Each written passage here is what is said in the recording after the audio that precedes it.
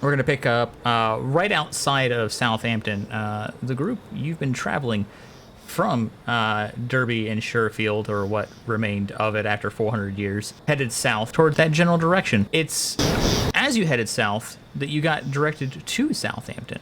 I guess if we're going south, I guess we'll end up somewhere like Warwick. And we met a ghoul, apparently, from what you're saying, directing us to the city. Yep.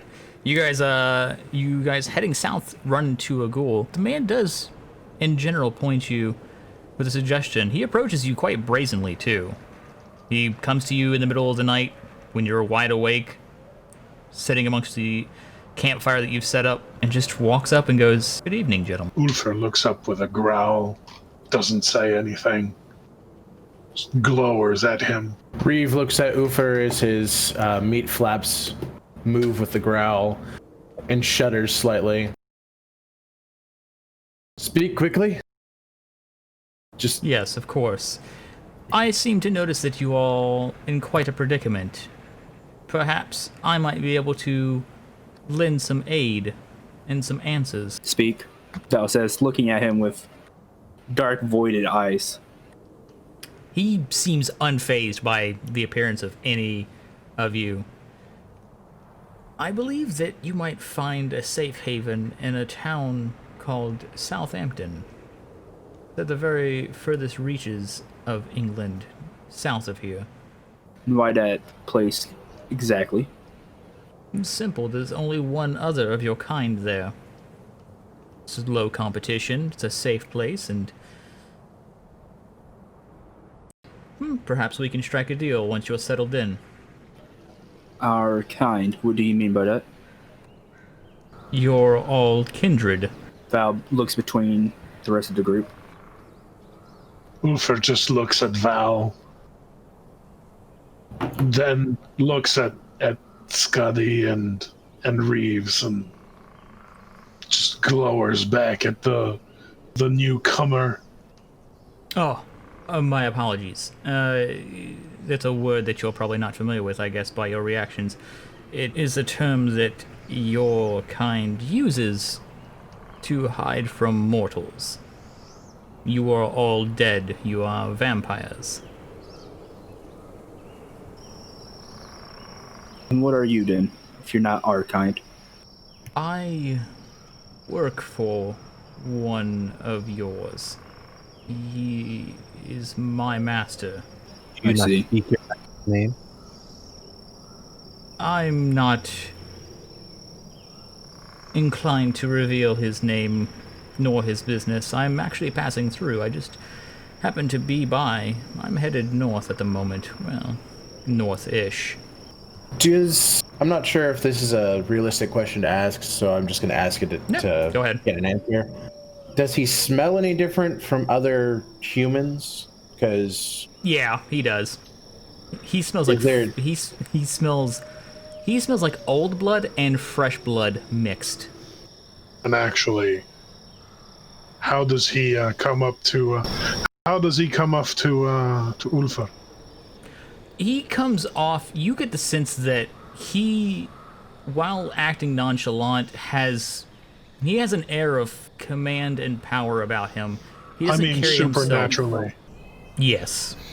Val glances at... Ulfr glances at Val.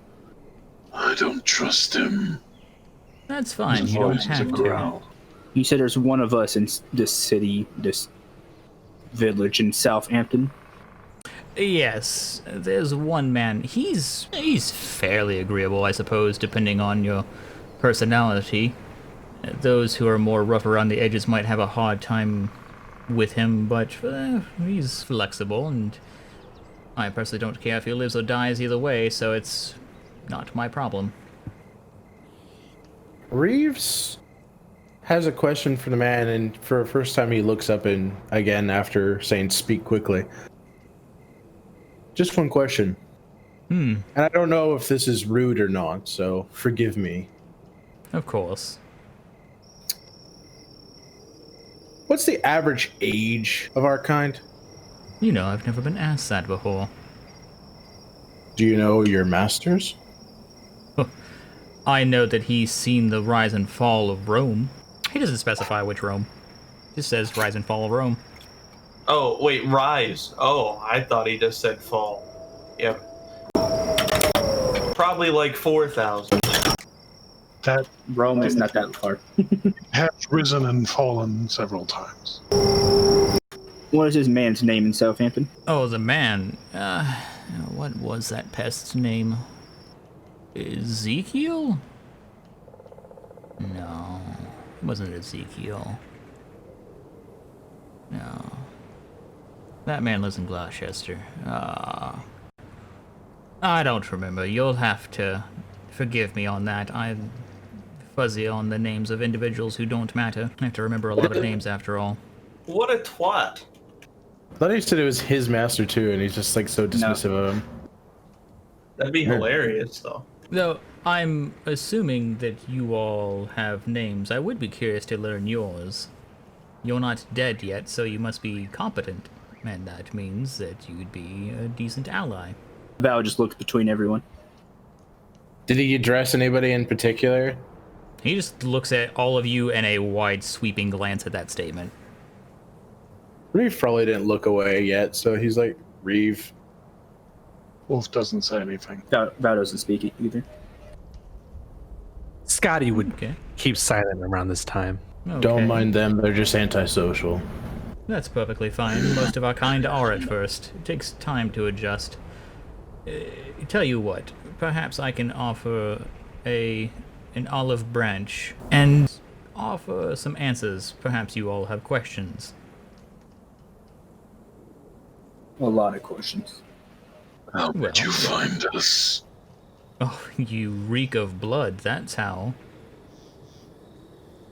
And I'm fairly skilled at detecting that scent.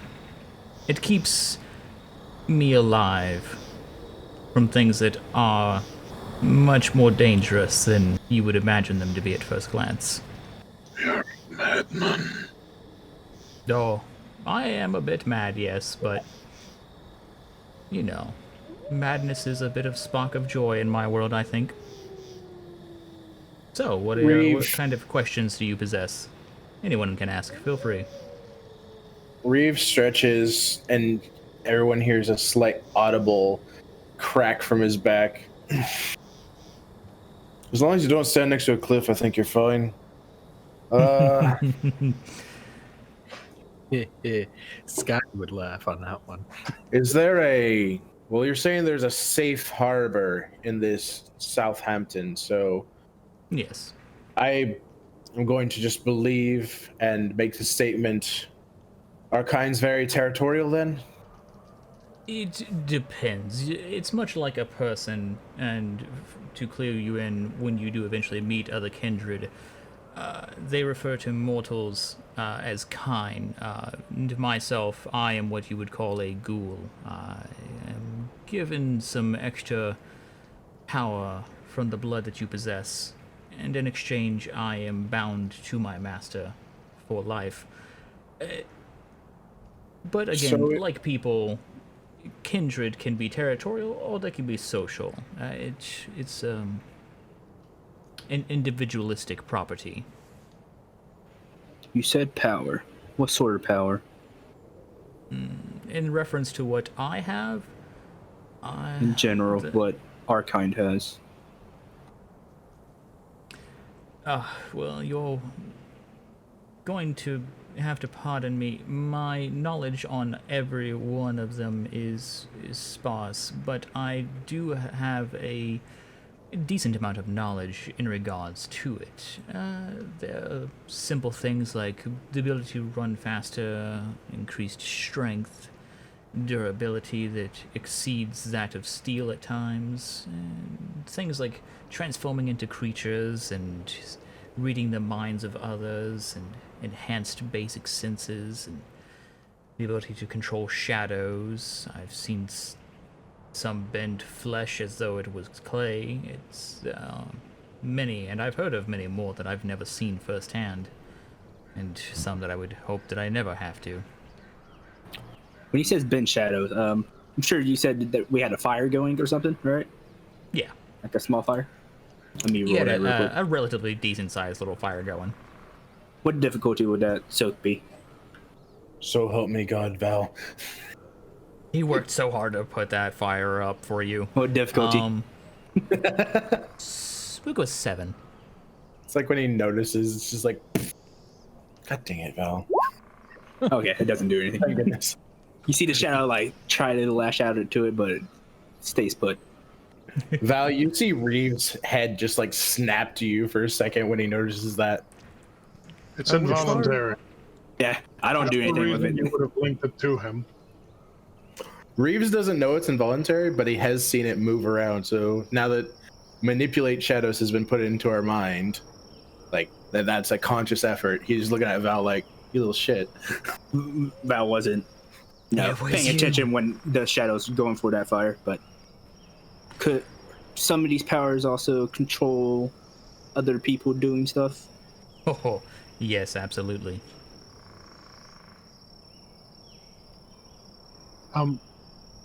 Would you allow me to roll perception or some empathy, something with empathy to find out if this is a trap? This seems like something canny vampire might send his ghoul to do. Yeah, absolutely. You are more than welcome to make a roll for that. Okay, yes, I will. What is it? The roll is going to be... It is going to be wits and empathy. He's looking at this person. Val would also speak. I was like, are there other beasts in the night? Because I'm guessing you'll probably hear like loud beasts at nights, Zach, like werewolves. Yeah. Like howlings and all that. I mean, you'll hear wolves in general, that kind of stuff. Yeah, large beast. Val was going to say large beast at night. Oh, you mean the werewolves? Yes, they do exist. There are other creatures too, though I've only heard of them from my master. I have personally met the dogs. They are... I would not face them if you can, or if you're able to, by all means, parley with them. But that is not recommended. He's been touched. Don't listen to him. Reeves looks at the man, ignoring Ulfer's grumblings from the side. So, from what you've said and what we didn't know before, or may not have known, knowledge seems like power, and you're offering quite a lot. What is it you seek in return? Again, just more allies.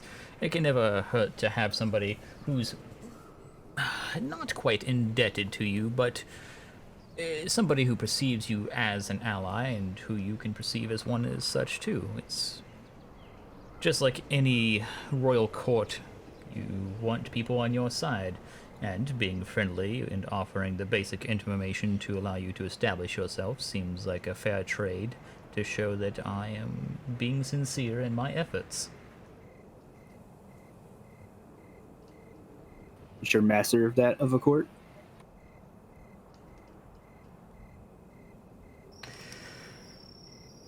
I am not obliged to answer that question.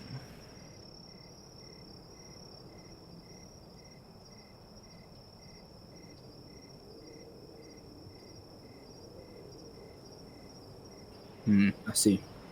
Though I will offer to your gentleman friend here, I would seek out a blacksmith. There happens to be one in Southampton.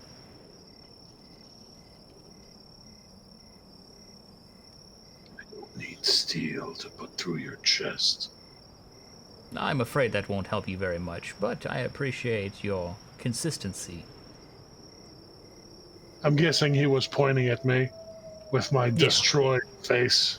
Yeah, he was definitely indicating your face.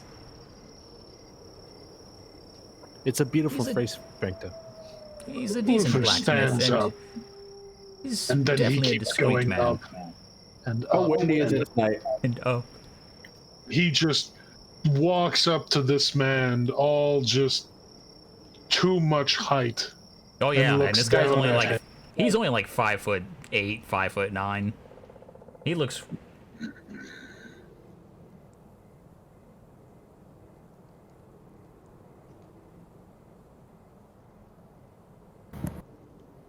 You have something to say about my face. Yes, your face has been scarred, and I'm offering you advice on how to fix the issue, I would say, is the best word I can think of. It's not uncommon. I wouldn't be upset about it. If I had to guess, the reason you're experiencing this is, to clue you all in, the embrace, as it's called, where you're turned into kindred, it can fluctuate on its end result. If you have a scar or a particular facial hair or anything like that, it stays with you for eternity. It is what you will always look like. So if you were possibly injured beforehand, typically the embrace would fix these things and knit you whole again, but it is not an always sort of thing. It is not a perfect process. If you're not like us, how is it you know so much? My master has taught me and told me many a thing, and I pay attention when he speaks.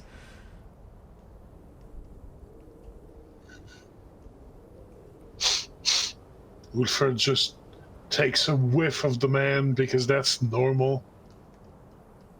Looks back at Val and just sits back down. Completely normal. Out of character, how windy is it tonight? Well, I guess it is in character, but also it's not a character question. It's fairly windy. There's it's definitely blowing like the smoke from the campfire one direction, like you're all sitting around in a crescent shape because of the smoke. It's the moon out. Yeah. The previous night it was a half moon, and it's still, I'm gonna get this wrong and someone's gonna correct me, it's still waxing into a larger moon? I think that's correct. Waning is when it starts getting smaller. I think so. I don't know. Mm. Chat's gonna correct me, I'm sure. If I get it wrong, I expect it. If Ulfer wasn't completely focused on the man that he was trying to intimidate, he may have noticed Reeves just like watching as his cheek flaps moved in the wind. Val is looking down at his hands, just looking how the moon is turning his skin somewhat blue. Have you all fed recently? Have we, Zach? You have not. You guys are about a day and a half worth of traveling, and at this point, you guys obviously didn't just walk because you don't have to. You're kindred. You get to run the whole way without becoming winded. We have horses. We took horses. That Oh, too. that's right. Sorry. Yeah, we have 5 horses. I raise an even bigger point. You have horses. You don't need to. Imagine not having wings. Lol. Wow. So it's been about a day. About a day and a half, roughly. Reeves, being the to the point person that he is, about a day. Or night, rather.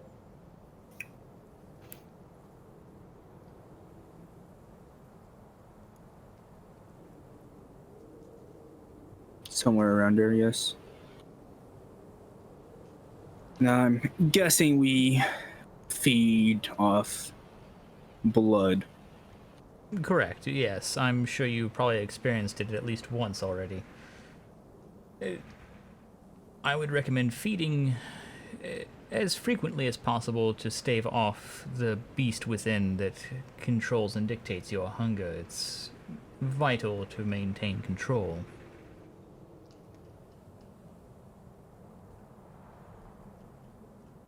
And if we don't, The beast will surface and it will find food, whether it is through another kindred or of the kind. Or looks him up and down speculatively. this beast, what is it? It's... My master hasn't really delved into this much with me, but I have had the chance to talk with a gangrel who likes to what? wax poetic about it. Oh, sorry.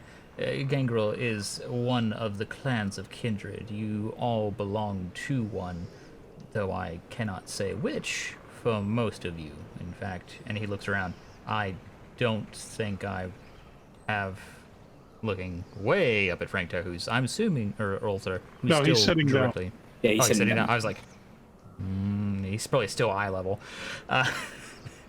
No. He, That's fine. I would guess that of you, one of you I can tell, perhaps two of you. Looking at Reeve and Scotty, I would assume you're both gangrel. That is a hunch, but not something that I can tell you for sure or confirm.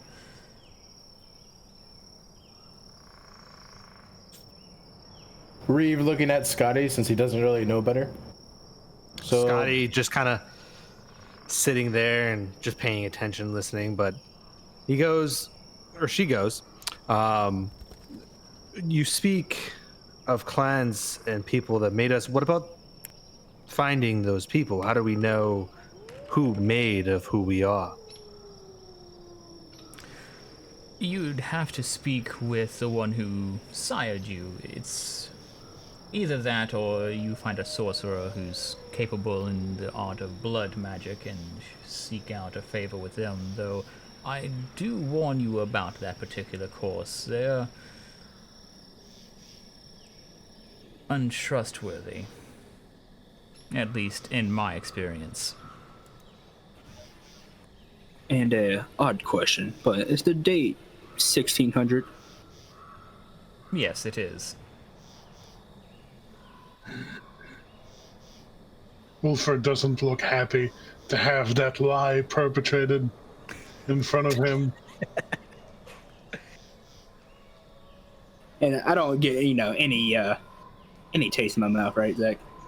Of course, Nope. I know he's not lying, but, Yeah, there's no taste coming to you at all about this.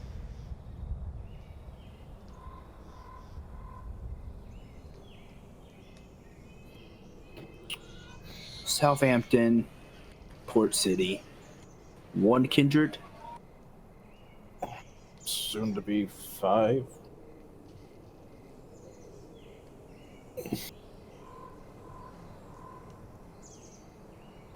Are there hierarchies in what you say, kindred society?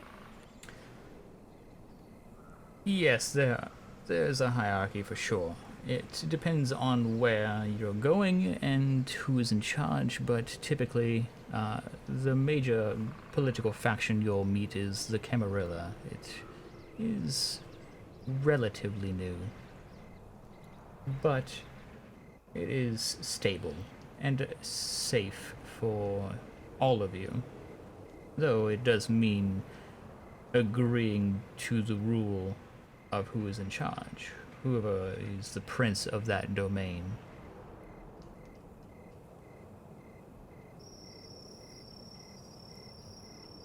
Who's the prince of Southampton's domain? There's no one in Southampton directly, but it is of the territory of Mithras. He is the Prince of London. Would you say we heard of this guy before? Oh, no, never mind, no. Or no, maybe we have. Yeah. If you would like to see if you've heard of Mithras before, even in your time, 400 years ago, you're welcome to make a roll for it. You're going to need to make an occult roll. Difficulty would be 8. Intelligence? Or... Yeah, intelligence. Or you could also make a Heart's Wisdom, but it's going to be a difficulty of 9. Also intelligence. I might as well try it. Yeah, sorry about that. The quality of the video chat. OBS must have reset everything because our output It's fine and for everything me. has been. We're doing the specialty of ones being dropped at third dots, right? Yeah. All right, I have a 1 as well then. Wow. Aw, man, I was so close.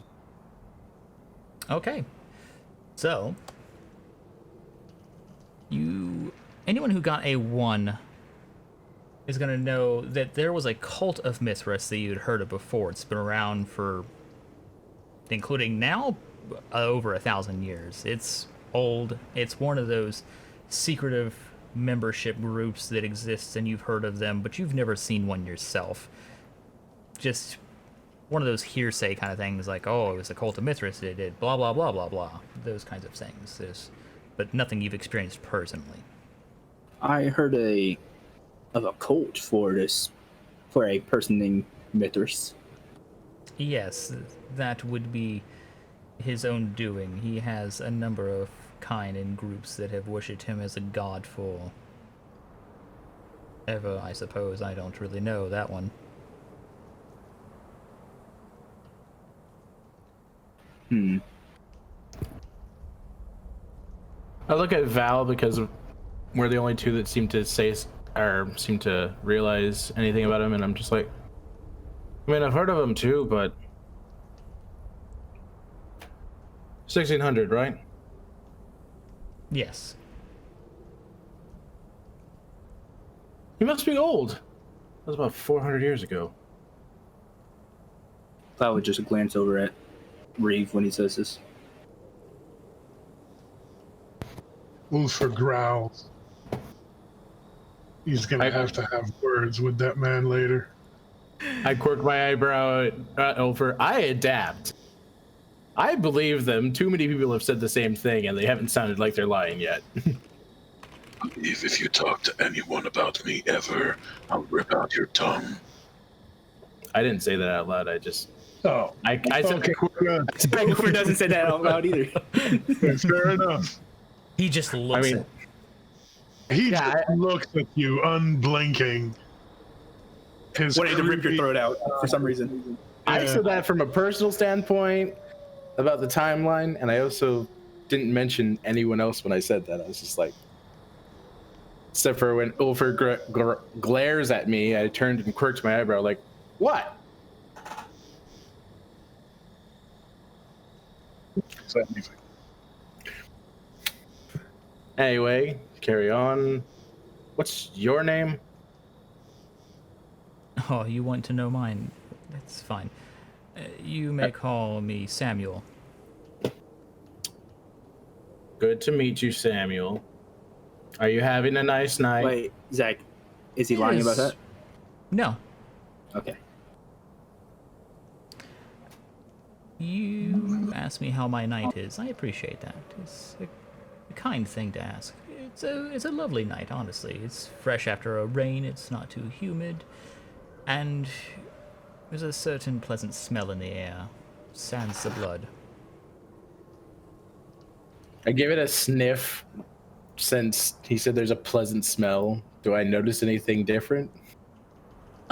No. I mean, if you had to guess, he's probably referring to the smell of fresh rain having fallen.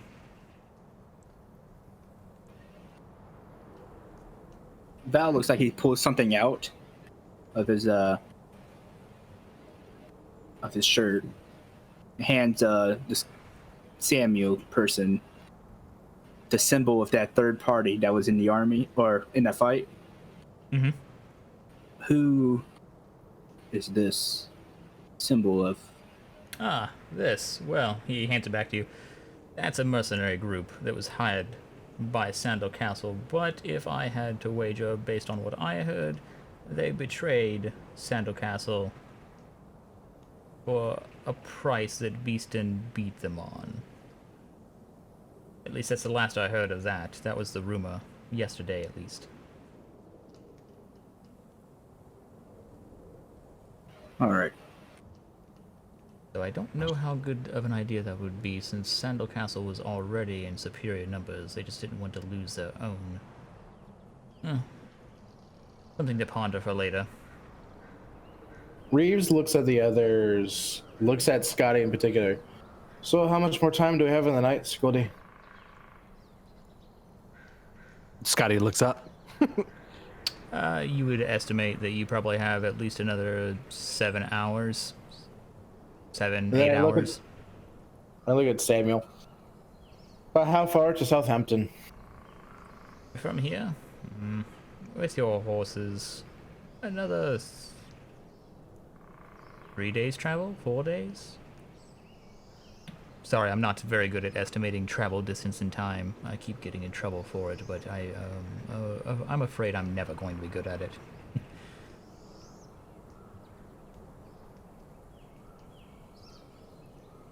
I would Yeah, say good. 4 or 5 days, maybe. Maybe 6. So Samuel, do you have business in Southampton, or did you just stop by our camp to say we should visit ourselves? No, I was directing you there so that I can find you easier later, in case we have business propositions and arrangements we can both benefit from. Perhaps you all can become more situated, and the prince could allocate you territory if you meet his needs, Just- I would imagine.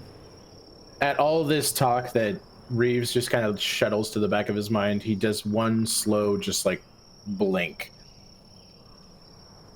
Looks to Val. Any of that make sense to you? Perfect cricket sounds. Val just like looks at you, just doesn't say a word. A favor for a favor, if it's too complex on the original statement. You assist Looks me, back to- and I assist you. Looks to Samuel again. Scratch back, I scratch yours. Got it. So Curious way to put it, but yes, I suppose.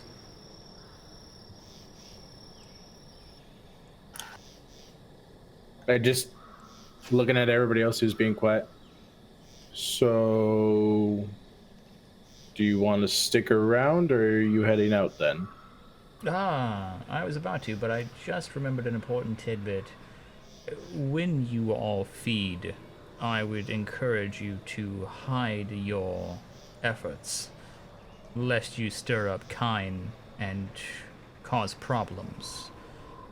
We have policies and rules for kindred and their existence. You must abide, or you will be killed or asked to leave.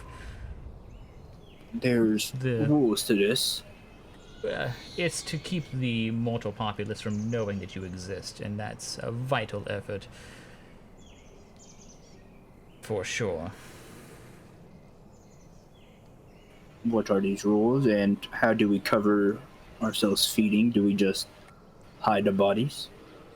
That is one way, yes, but typically the easiest thing that you can do is make the, if you kill your target, then make it look like an actual wild animal attacked. Gnaw out their flesh from their neck or other body parts, tear them apart, really. Go all out with it, if you will. But if at all possible, when you feed, if you do so properly and relatively often, you don't need to kill Kine at all. It's a bit of a preference, but most in the more social and aristocratic circles frown upon killing mortals if possible. You spend more time hiding bodies than getting other work done, and you can see where that might take up a lot of your night. On top of which, that mortal might be a future meal. No reason to ruin something that you can return to for decades to come if you play your cards right. To do so, to be clear, if you actually drink from their neck or really anywhere on their body, you can lick the wound to cover the fang marks that you leave behind. It's a handy trick. Interesting. And the rules of kindred in general. Do not create more of your own without permission from the prince. Though, seeing as how far you've come, I would assume that that's going to be ignored. You are also, I guess, where did you all come from? North. Not here. An appropriate response. Even if you had said this very spot right now, you'd still be outside of the prince's domain for the most part, so I wouldn't worry. And progeny that are created outside of that ruling are typically executed. But again, I'm sure you'll be fine. You're outside of the domain and traveling within, but it is important to eventually present yourselves to either the prince or to someone who is permitted to be in charge of said areas. So you're suggesting we go to London? Eventually. It's not an immediately pressing matter. I would say within the first 4 or 5 months. That gives you even time to, for example, set up a letter and send it with an appropriate carrier, and then receive a response about an appropriate time to meet with the prince, or one of the Primage and his council. And you said not to make others of our kind. I'm not even going to ask how, but any other rules? Other than that, I think the most important one you'll want to remember on the scale of importance preceding that is to respect the domain of other kindred. Feeding from kind in their area can be considered a sign of disrespect, similar to the ideas of hunting on a king's land, just individualized to each one. Again, there's only one kindred that lives in Southampton, at least officially that I'm aware of, and he's not exactly in the good graces of the prince right now, so I can't say that he would be missed if something were to happen to him. I see. Val will look over at Scotty. You said 7 hours left? Yes. Val will look between the other two. Shall we get going then? I gesture around the campsite. I'm just like, do you feel sleepy?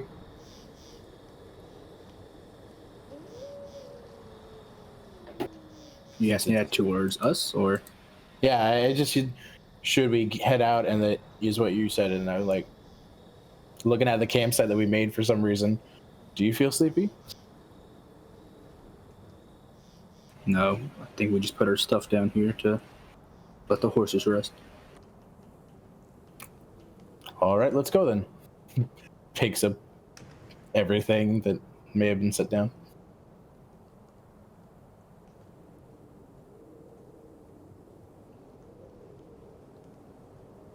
Scotty pretty much follows suit, picks the stuff up, gets the horses ready.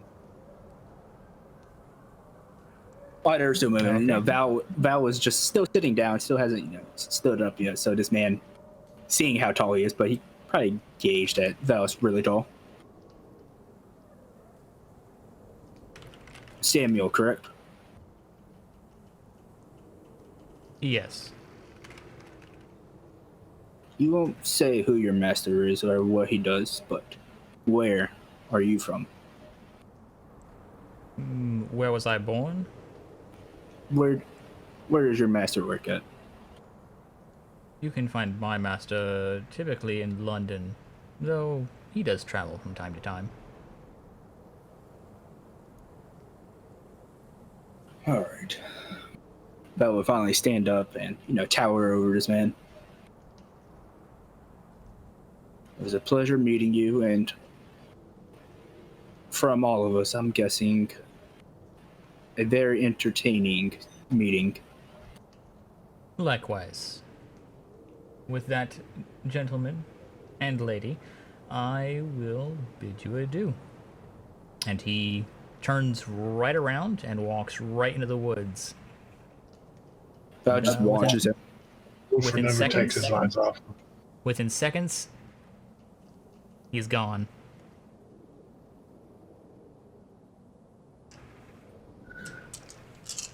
Reeve, Still packing. don't Looks ever over. talk to me. Don't ever talk to anyone about me. Ever. Blinks. It's a very conscious effort he makes to blink. Why would I talk about someone else? Foreigners, so weird. Don't ask questions. You talk too much. Ulfar just gets back on his horse. Reeves makes a statement right then and there. I think you speak more than I do at this rate. Having known Ulfar, you know for a fact that's not true. In character you have.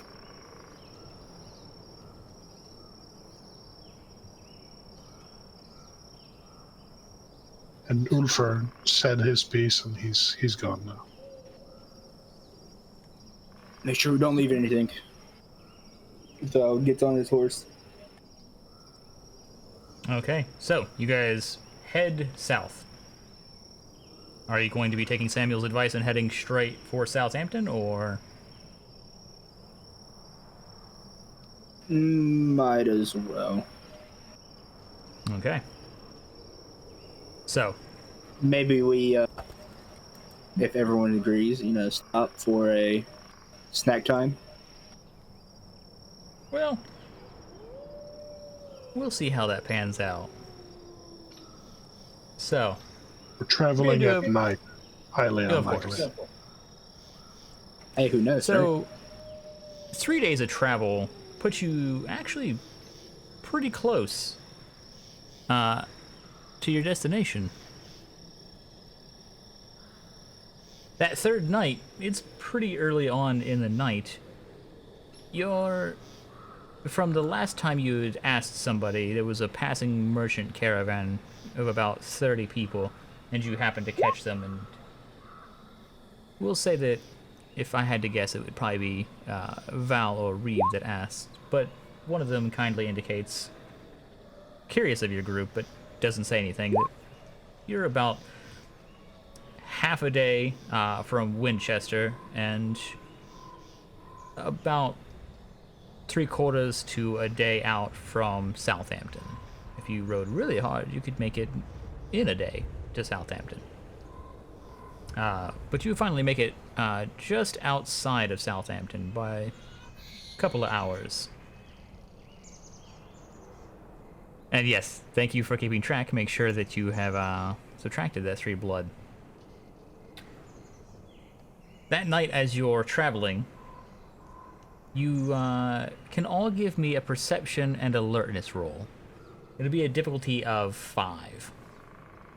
Yay, 3 successes. Woohoo!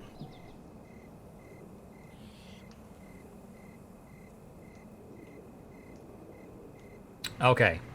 Good lord. So, alright. Bunch of you see all the things. Noted. So, up ahead, about a mile ahead, you can see the faint flicker of light from a campfire.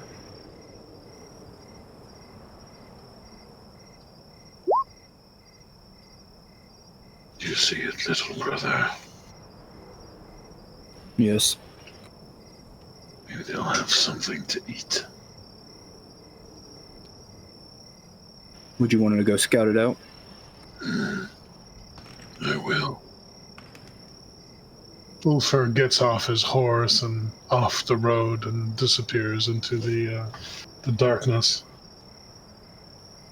Surprisingly, despite his size, he is incredibly stealthy.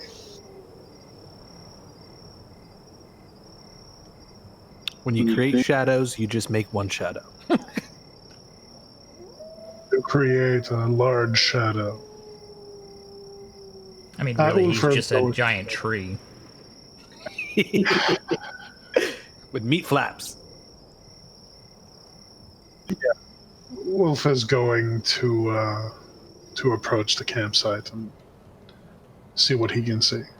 He's trying his very hardest not to be seen. Yeah, give me that dexterity and stealth roll. Difficulty? Difficulty is going to be 6. Looks like it's a 4 for you, Franco. Yes, that's right. 4 successes, yeah. Okay, you can just Forgot announce about that kind of thing. Yeah, I forgot. Yeah. So, and go ahead and roll, Reeve. So for that, let me roll real quick. Okay, so both Reeve and Ulfar, you approach the campsite, and you don't have to make a roll to see beyond the grove that you're in into the clearing where the campfire is lit.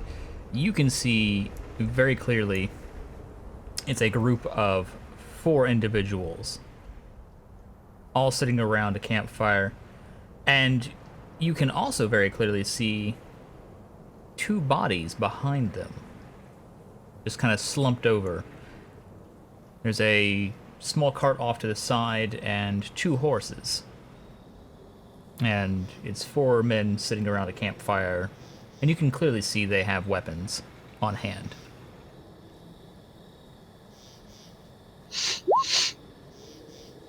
I am at 3 blood. You can smell the blood in this area clearly. Ulfar just grits his teeth, his sharp, shark-like teeth,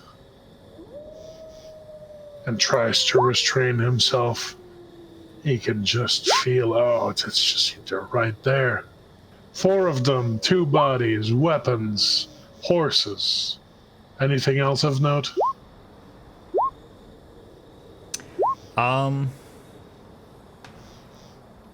At this point, not anything that stands out.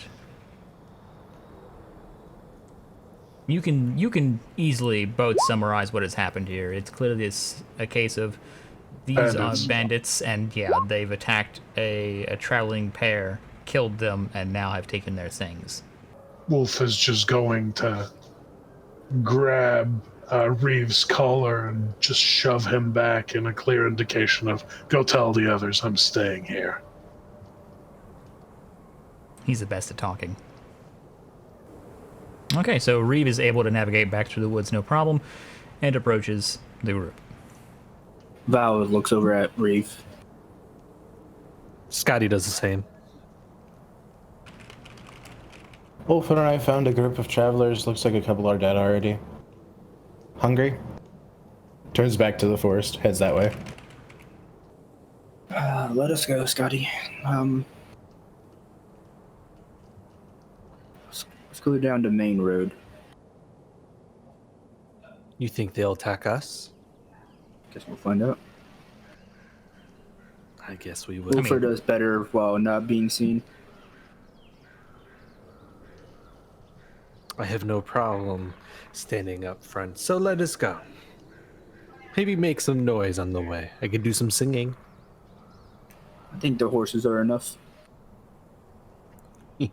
You're probably right. All right, so then I follow Val. Yeah, we go down the main road, or close by to where they are. Those guys are Okay. camping at. With the And then- all the horses, bring the others' real horses quick, with us as well. Reeve, are you going back to where Ulfar is, or are you following with them? I went back to where Ulfar is. I said I went Okay. back into the forest. That's right, I didn't hear that part. This is why I don't like saying my actions. I'd rather type them out. Do it anyway for me, please. It's much faster than me having to constantly read chat. I didn't say it. That's what I'm saying. It just is harder for you to pick it out. So, Oh God. you travel back to Ulfar, and the other 2 head up the road. So, who would like to carry on first? If Val doesn't want to be first, Scotty would take the front. Okay. All right, I'll let her go in front of me. Sure. Ladies first. Yep. All right. So, Scotty, what are you doing? You're traveling up the side of the road. Yep. Travel on the side of the road. I'll have I guess, a hand on my axe and obviously one hand on the reins, and just kind of trot along past this Okay, so campfire. you're at a casual trot, moving along. Okay. After you get fairly close, you're about 100 feet out from it. You can see at this point through the trees. You can see fairly well the 4 individuals, or at least their silhouettes. You can see pretty easily, and you notice that one of them has stood up, and you would, if you were to guess, they're like spotting you coming, or at least checking to see if they see and or hear someone coming. I'll just keep an eye on them, but like just keep on going forward, see if they come to us. And if Val directs me to do something different, then I'll follow that point. Okay. So as you're moving forward, Val, you're how close are you behind Scotty? I would say like a horse length, to be honest. A horse length? Okay, so you're basically right there. Okay. Yeah. So as you're both proceeding forward, you get about 50 feet out from the junction where their campsite is off the road into the road. So you're about 75 feet from them at this point, at a straightaway shot. And that's when you can definitely guess that they've seen you at this point, because you notice the campfire starts to go and dim. And Ulfer, Reeve, you're much closer, obviously. You're almost within like 15 feet of them from the bush line, and you can see exactly what's happening. Two of them have stood up and go, "Is someone coming?" One of them goes, "Quick, kick out the fire." Proceeds to do so and starts kicking dirt onto the fire to kill it. And within seconds, the fire goes out, and there's only smoldering embers and a faint wisp of smoke. The only thing illuminating them at this point is half a moon, which is not a whole lot. So it's pretty much pitch black. Almost, just about, yeah. Weird. That's not. I'm okay with that. Has it always been bright out? Who knows? Reeve, it's interesting. When you get back to where Ulfer is, you have trouble seeing him, but you can still feel him roughly around you, if that makes any sense. His presence is still there, but where he should be, he is not. But you can still feel his classic time-honored... that, you feel that. I don't know how to verbalize Feel it that, or hear but it? you can feel it. I'm gonna categorize that as grimace. Yeah. Categorize it as grimace. Chat feels I it. don't quite see so well right now, so I'm just going by my nose pretty much. Which for you is functioning pretty well, honestly. You're not that inhibited. I mean, dead bodies, blood, sure. Yeah. Well, more than ever, you can smell the scent of that blood, both from the bodies and on these bandits. It's a dead giveaway for you. In between just a mild darkness for you, and that, it's like the lights were still left on, honestly. But yeah, as you continue to watch, you can see your companions coming up the road, at which point 2 of the 4 men break off into the woods, off to the side going north, while you're watching them enter from the other side, leaving only 2 bandits alone in the clearing. We're going to be following the other 2. Okay. He has no idea that anything is different, of course. Nope. I'm guessing we see those 2 people come up toward us. Scotty, Val, you can make a perception roll to see if you can spot them. Once the fire goes out, it gets a little bit harder to see Right. from within the tree line. That's what, difficulty 8, correct? More like a difficulty. I'll Maybe a remember difficulty what darkness of, is. I would say it's a difficulty of 7. There's still enough moonlight that it can kind of give away where you're at. I think I The had the trees same aren't thing as super Ufer, dense. but I also have dark sight, so would I be able to Yeah, see them clearly? yeah. 3 for me. 3? Okay. Val, you are able to just barely see them. You can't make out perfect details, but you can see their silhouettes. Scotty, you're having trouble seeing them as well as Val, but you can also make them out pretty well. You're like, yeah, I can see the rough shape of them. They're more like a blurry blob, whereas Val sees them as a solid silhouette. There's not a lot of light reflection that you're able to work with, but there's enough that you're like, yeah, we can see them. How close are they, would you say, to us? They're about 40 feet from you at this point.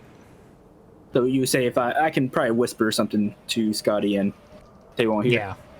Yeah. I'll just say they're coming. They're like right there. I Two see of them. them. Sounds like things will get fun soon. Guess we'll see. Now, just to make sure we're clear of our intentions, do we attack them or? When do they attack us? Or whatever they want to do. If you wish. If they don't attack us, then we'll get a signal from Moofer soon. Sounds good. And Scotty would keep trotting. I'll Alright, so slow you my guys- trotting a bit when I see them, and they can probably see me looking at them now.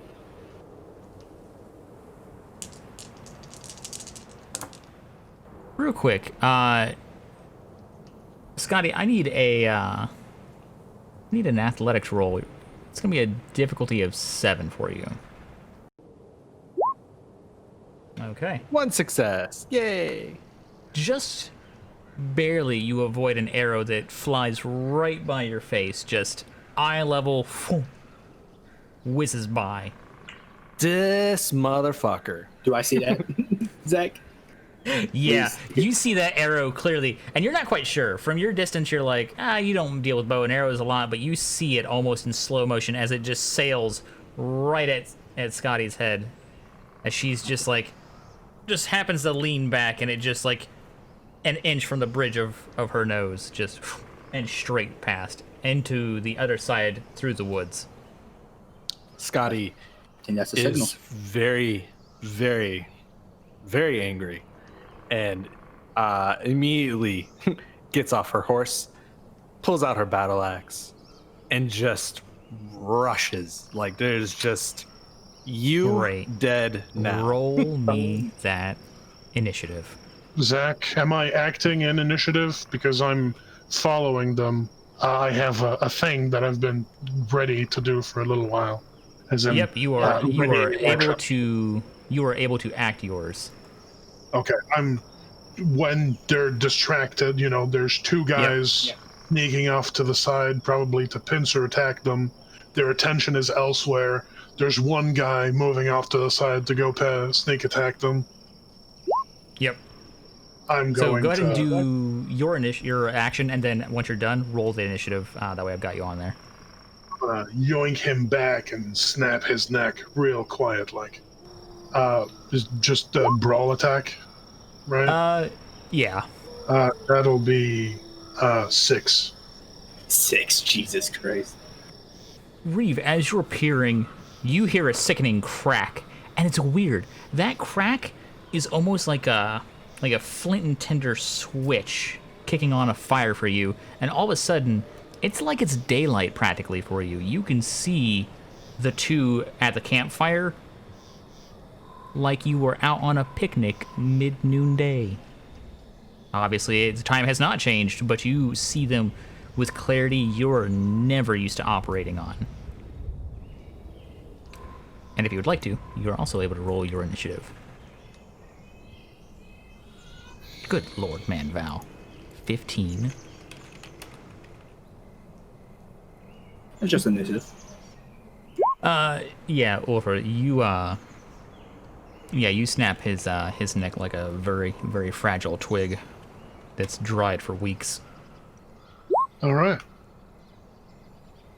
And I'm just going to just lay him down quietly and keep following the other one. Gotcha. Ah! At least going before somebody. Alright. Starting off, it is going to be Val who moves at the top. I was seeing all of this, and that person that you said was flanking Franco was one of the two people coming towards us, right? Yeah, the one who fired the arrow was the one that was moving from behind, and that's the one that got their neck snapped like a insert modern day product that snaps easy. Spaghetti. Lay's chips. Do I just like Bundle of see sticks. Ufer like just magically appear, snap this guy's neck, and just disappear again, or did he disappear again? He snaps his neck, and he's visible to you at this point, but it was weird for you. It was nothing behind the archer, and then all of a sudden, just there's a a large man you're very familiar with, and it almost startles you how quickly he appears. All you see is that man lurch up and just chin backwards until it cracks. Val looking at Scotty charging the other person with her Battle X. Val was just gonna casually trot over to the horse that she was on, and grab its reins and just watch what's about to happen. But also watching the camp, see what's happening over there. You can make out just barely because it's out in the open through the trees. You're able to see the silhouettes, and you can see the two other bandits that are there. You can tell that they've drawn their weapons, and they're definitely aware that something is happening now because they've heard the firing, the soft thud of a bow firing, and then a much louder snapping sound that you don't normally hear every day. That's quite normal around Ufer, to be honest. I mean, yeah, that's a daily activity, honestly. So yeah, you're taking a hold of the horse reins and keeping them steady. A good idea. Yeah, I'm just watching all of this happen too. They're not combat ready. They're easily spooked. They're horses. I was not really a combat-oriented person, so watch the people who actually is. He's being that good support. I'm a bit distracted. Did the other guy I was following catch on to this is happening? We haven't gotten quite to that part. Okay. I was just wondering if I'd missed that. I'm sorry. Carry on. Now you're fine. They've drawn a sword and started to rush forward, but we'll see if that sound makes them stop. So next up is Reeve. What you doing, buddy? I have a bow, I have an arming sword, I have a dagger, and honestly, in complete darkness with two people that are probably less focused on me and more on the crack echo off in the direction their friends went. Yeah. I will go with the arming sword and see if I can get an attack in on at least one of them. Sure. You can rush in. Go ahead and give me that melee attack. Yeah, you definitely hit one of them. They're unaware, so it's a free for all on that. So go ahead and roll that damage. For correction, is that 2 successes onto the damage, or is... Yep, yes, correct. That is 2 additional successes onto your damage. All right. Trying to make sure I roll this correctly. Don't forget that potence. I don't have it. You don't have potence? So my arming sword is vampires. damage 5 plus... So it's minimum 5 dice plus 2, so 7. Mm-hmm. 2 successes. Okay. Yeah, you cut into his back hard. He feels the pain. He's immortal. He falls down, dropping his sword, yelling in agony. Because, if you've ever been hit with a sword, it hurts. Take it from me. At this point, we're going to move to Ulfur. It is his turn. Ulfur is going to keep following the last man sneaking through the woods, and he's just going to actually just grab him. Okay. Just The one Scotty's running to? No. Yeah. What? Yeah. The two of them went into the woods, and the two are left at the campfire. Yeah, I'm with the guys who went into the woods, not the guys. Well, who yeah, are... they went into the woods at us. Yeah, Yeah. they went towards us. Well, I mean, yes, I'm near that one, so yes. All right, so go ahead. So that would be strength and brawl, right? Correct. Okay. I'll have to reposition this a bit. That will be 9. Oh God. Ulfur just tries to hoist this man right off the ground. It's not Grabbing really a him. try. It's just Yeah. One hand on a shoulder, one hand on his wrist, just lifting him off the ground and carrying him out of the woods in plain view. yeah. You're Yeah. about to answer for, little man. Hey, maybe I could roll out of that. You don't know, chat. No, not even close. Man's got like 2 dice. Yeah, you pick up Ragdoll Billy. No problem. He just honestly surprised his arm doesn't pop out of socket. That's what they call them. At this moment, Classic Yeah. ragdoll Billy So- move, really getting snatched by a It's true. 7-foot tall guy out of it nowhere. is the, Such the a bandit's turn. Billy thing. And yeah, the one that Ulfur has, he tries to get out, but he's not going anywhere, chat. I don't think anyone's that surprised by that. Let me know if you are surprised. However, the other bandit is going to turn to Reeve and try to strike out at him, swinging his sword. And it's automatic to be able to do a dodge maneuver, right? Yes, that's for those who don't know, that's how we run our combat. I let my players have an automatic dodge because I'm going to make them suffer in all sorts of different ways. So Reeve, you are able to make your athletics and dexterity roll to dodge out of the sword strike. Just gonna title this dodge, and then 1 from whatever he rolled, I guess. Yeah, he swings and you just hunker down. He just swooshes right above your head. And with that, we're gonna go to Scotty. Scotty, you watch Ulfur literally just pick up the other guy and just carry him out.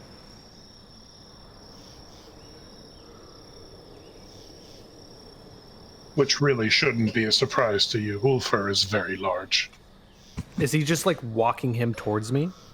Well, I mean, Walking wouldn't be the best term I would use there. He's more like, Showing off right now. lumbering. yeah, it's Yeah. more like if you were, I don't know, a farmer and picked up a chicken by its throat and dragged it out by a hand. That's kind of what he's doing to this guy. Like He's I said- just an arm instead of the throat, and he's just like, look what I found. Like I It's said, not ju- go for it. No, go ahead, please. I was about to say, like I said before, think of the Undertaker picking people up. You know, larger. Ulfur is doing it not towards you, but yes, in your direction. He is much closer to you now than before.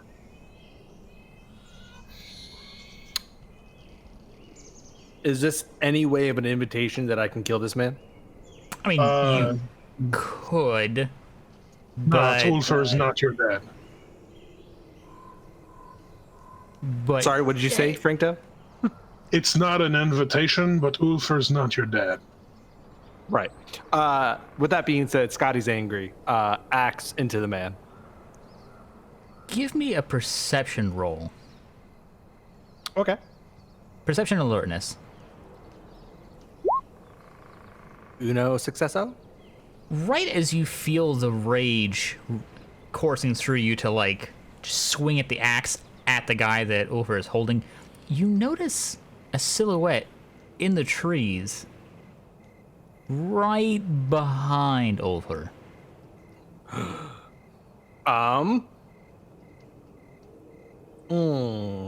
It'll be my moment. Throw an I axe think at him, you won't, pussy. I know, right? Well, I've got some throwing axes. I've got some daggers. I can throw it, but like, I don't You'd look wanna. I so want a bow, metal. right? Unless that's me, then Yeah, actually that's- don't throw an axe. Yeah, it really doesn't matter which one I throw. Yeah, I'm gonna throw an axe, and then I'm gonna do a little thing because I felt this happen before when I threw that spear. I'm gonna try to kind of axe, please guide his way, and just kind of throw it right at the silhouette behind him. Okay. So, you throw the axe. Give me that throw. Sweet. I'm gonna roll that juicy little power. Give me some extra dots, hopefully. All I'd say is don't budge and throw that axe into a woofer to make more meat flaps. Don't. That's. That's Can awesome. we stop saying flaps? Fine, You fine. people. Curtains. Curtains. No. Chat, do you prefer You- meat flaps or meat curtains? Let me know. You. I hate both of these, whatever that counts for. Thank you. Chat, did you just hear Kevin and Frank agree? I much someone clip prefer that. face labia, personally. God I'll use damn the it. willpower on that. Everyone hated that. Scotty, without a doubt, Yep. you nail the throw. And you only The second have one is the throw. one Yeah, the dice second is a- off. Oh, that's a shame. Because that would have been But- amazing. But no, is your dex a 1, Scotty? Yes. Okay. All right, so I don't know. I How- don't technically know how to blood buff yet, so because of that, I'm not gonna. That's fine. how, But so how many sorry? successes are you rolling there on that attack roll? 1, 2, 3, 3 successes. Okay. All right, so with that, you land the attack, but you don't have any extra dice. So go ahead and roll that damage. Fully expecting her to hit, he just glowers at Scotty Ulfer. I was saving that. Then he looks down, confused that she didn't, put an axe in his chest. I guess 1. That is not a lot of Leading damage. macro. What do you labeled it that though? That's not a lot of damage. That's setting I know, yourself right? up there. I love naming my abilities and hoping So that they not you work. throw the axe, and it hits, and you can tell that it doesn't quite do all the damage that you're hoping. But you can hear the guy in the tree yell, and he kind of stumbles out, and he's falling out of the tree. With that, we're gonna roll to the top. It's Val's turn. Val, I'm gonna guess you're still just watching and holding horses, right? I see Scotty throw this axe, thinking she was throwing it at, the person Ulfer was holding, but goes Yeah. past him and hits someone in a tree. Yeah, Ulfer turns around also. I look at the person and I'm like, What's this? All right. With that, it is Reeves' turn. You're facing off against one very injured boy and Yeah. not injured boy. Yeah, I'm just. At least they made it totally dark, so at least they'll be Yeah. hopefully blind. So- Basically. Another stabby stab, or swing.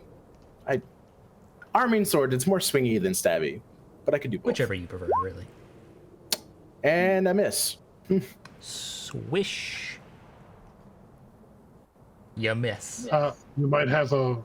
Never mind. Nope. Yeah. Can we get a handout for that rule in roll 20? It'd be handy for later. yeah, let's put that later. Yeah, the Yeah. 3 or higher. I only have 2. So, with that, we'll go to Ulfur. Ulfur, you turn around right as that axe collides with a guy and knocks him midway out of the tree right when you turn around. You're still holding the other guy. What are you going to do? I don't care. The stars have aligned. The plan has changed. I want to hit a motherfucker with another motherfucker. This is my time. I worked so hard for this. Wow. You have a improvised bat. Yes, I You do. do. Make the roll.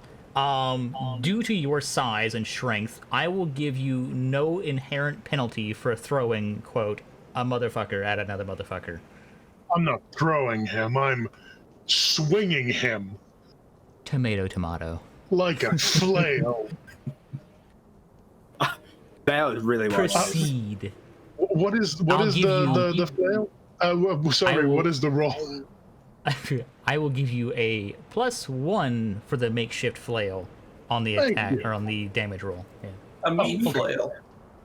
So- What is the attack? The roll? Melee. Oh, it is going to be. You can pick brawl or melee.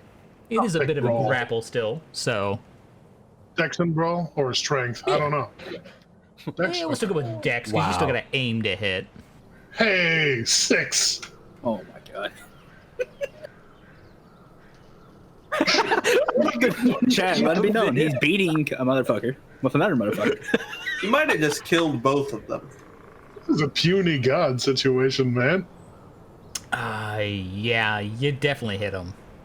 That sounds like an interesting sound of. Imagine having to be the SFX guy for this. I regret that I don't have a soundboard effect for that. Just screaming and squishy noises and breaking wood and bone. So your strength and potence +6 on this? Yeah, how many successes do I get? You said you had 6, 3. so it's 3 bonus. Okay, here it is. What? 1 damage. What? What? Oh man! 1 damage. One sec, I'll make this better for you, Frank. Though I'll do the sound effects. Oh God, what the fuck are you?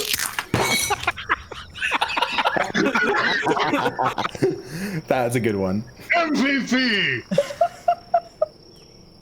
If we had extra XP to give out to roleplay, could we just throw it at Kevin this time? Alright. There is extra XP. I'm gonna roll some bonus dice for this. Let's see how this goes. The chip crunching got in there, right? Oh yeah. That was Yeah. great. Unfortunately, me punching my wood table mostly Welcome made to the new noise people to of- the shenanigans. If you're plates, just joining but- us, this is normal. I promise. It's normal, it's the armor sound, Kevin. So, Ulfer, when you throw him, it itself isn't a lot of damage. Smack. It wasn't so much your lack of strength, it was more so the angle and distance. The man was already following, and it kind of threw things off. But the axe that was already embedded in him definitely went deeper, and you can hear him cry out in agony and hear a crack and crunch as they both slam against the trunk of the tree. You surmise that the guy who got hit with the other guy is probably dead. Ufer With looks that- at Scotty. It's the mook's turn. One guy doesn't get up, and the other guy is fighting Reeve. Go ahead and roll to dodge, Reeve. You easily sidestep from a pokey poke. With that, the other man doesn't even move. He's just laying there. Like he got hit by a train. Or like he hit another person with himself. Take your pick. He hit me It's with Scotty's turn Bob. now. Oh, I need my axe, so I'm headed to the man. With I was able to kill someone, so I'm satisfied. But yeah, I go back to the silhouette who has my axe, and I make sure he's dead, humanely, We need and then Yeah. grab my axe. He's dead. Ulfer is also misunderstanding Scotty's intention again. oh, Yeah, Scotty doesn't care. Just want my axe back, please. Thank you. Yep. reasonable request, honestly. I mean, come on, chat. Like, a good axe is a good axe. Yep. So, Val is probably doing the same thing that Val's been doing, holding those Nope. horses like a... No? Val will just call out to her Uther, like, keep that one alive. I was going to. And be like, Scotty, I believe Reeve is fighting someone over there. Isn't there 2 people over there? Or is it just 1? You only see 2 people currently standing and fighting from the silhouettes that you can see. Yeah, Scotty is very happy and runs over there when she has a chance. Val's going So- over to the person as well that next got snapped from Uther. Yeah, that person, when you walk up to them, Val, you see this bandit's neck, chin perfectly angled to match their spine's direction. I hate it. You always knew Ufer would do it. He always does that. He never goes for the easy neck snap. No, not side to side. Man always goes up and down. Owl style. I mean, you know, you just... Blood eagles are a thing of the past. So, moving forward with Reeve's turn. Feel free to make A your lot attack. more trouble with this normal bandit than I really wanted to, so I'm just continually trying to stab the man, and I don't know if it's not working so well or if it is. Eh, you know, luck's There we go.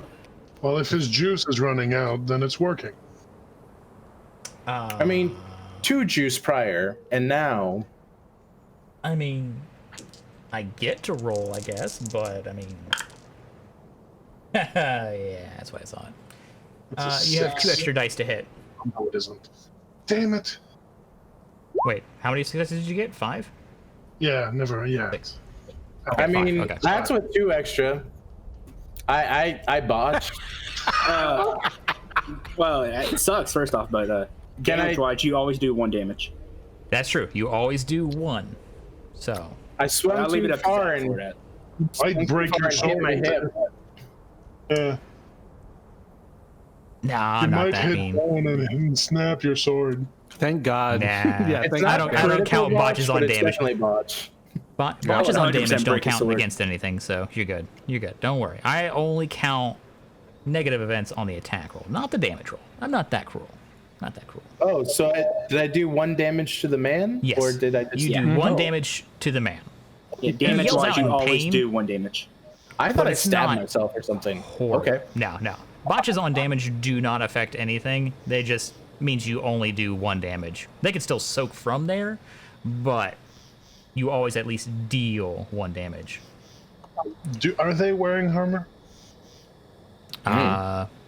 They're wearing armor. I mean, do they have an Ish. armor rate? No, Okay. not against your hands. At least they don't.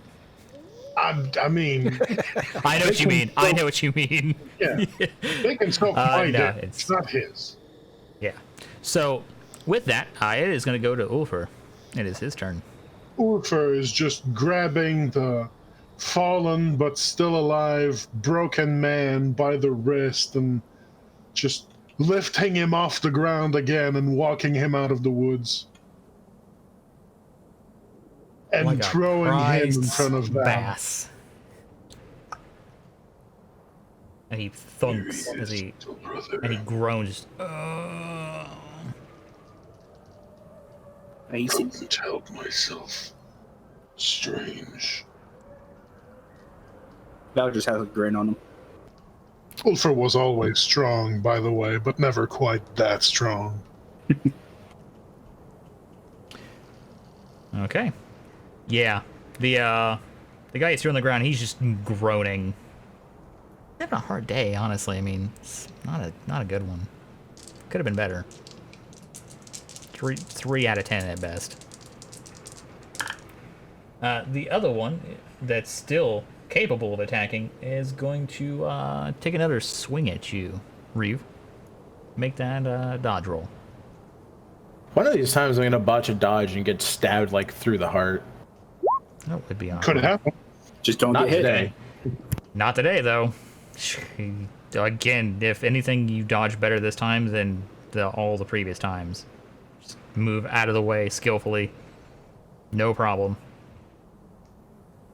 And now, it's Scotty's turn. Scotty, at this point, you're able to catch up into the clearing.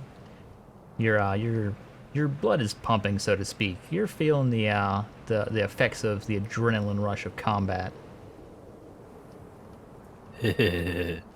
You break through the clearing and you see your companion Reeve has already dispatched one guy who's just kind of like crawling on the ground trying to get away the opposite direction, and in between that guy and you is Reeve and this other bandit duking it out.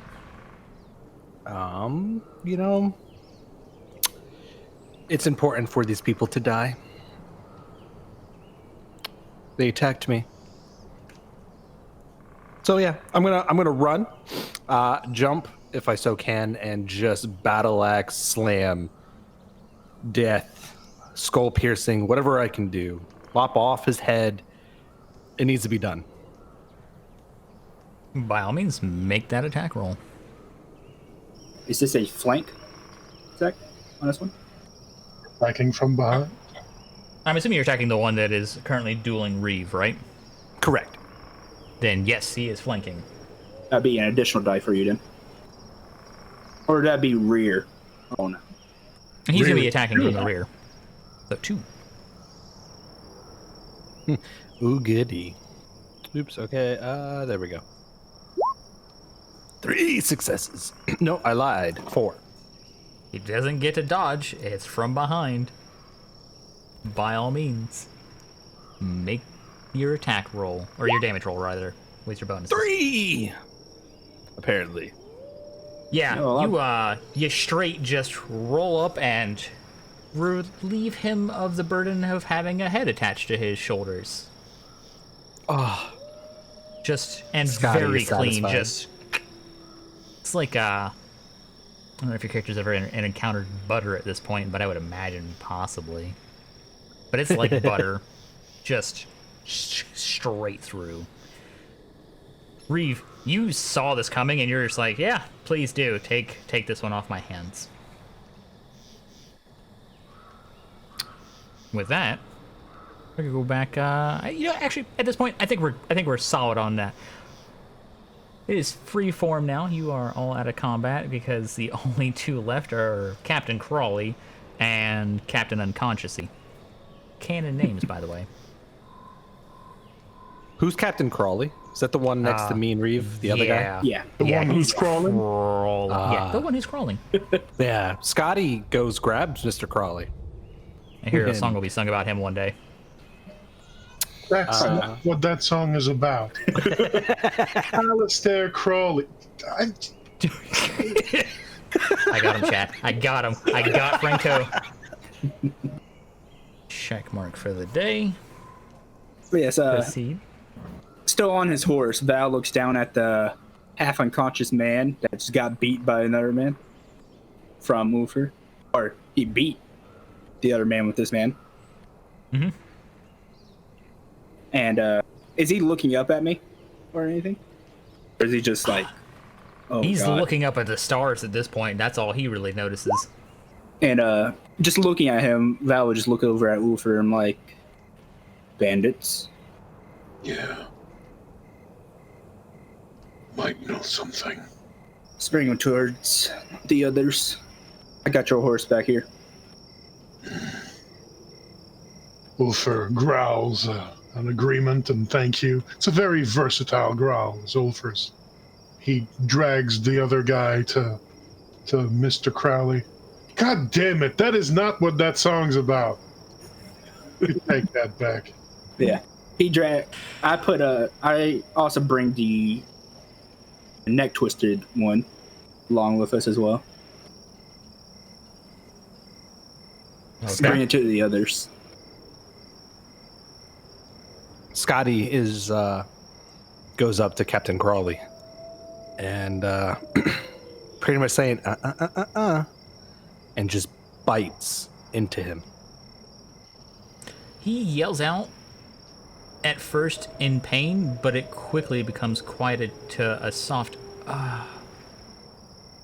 and you can feel like there's some resistance, but it quickly fades.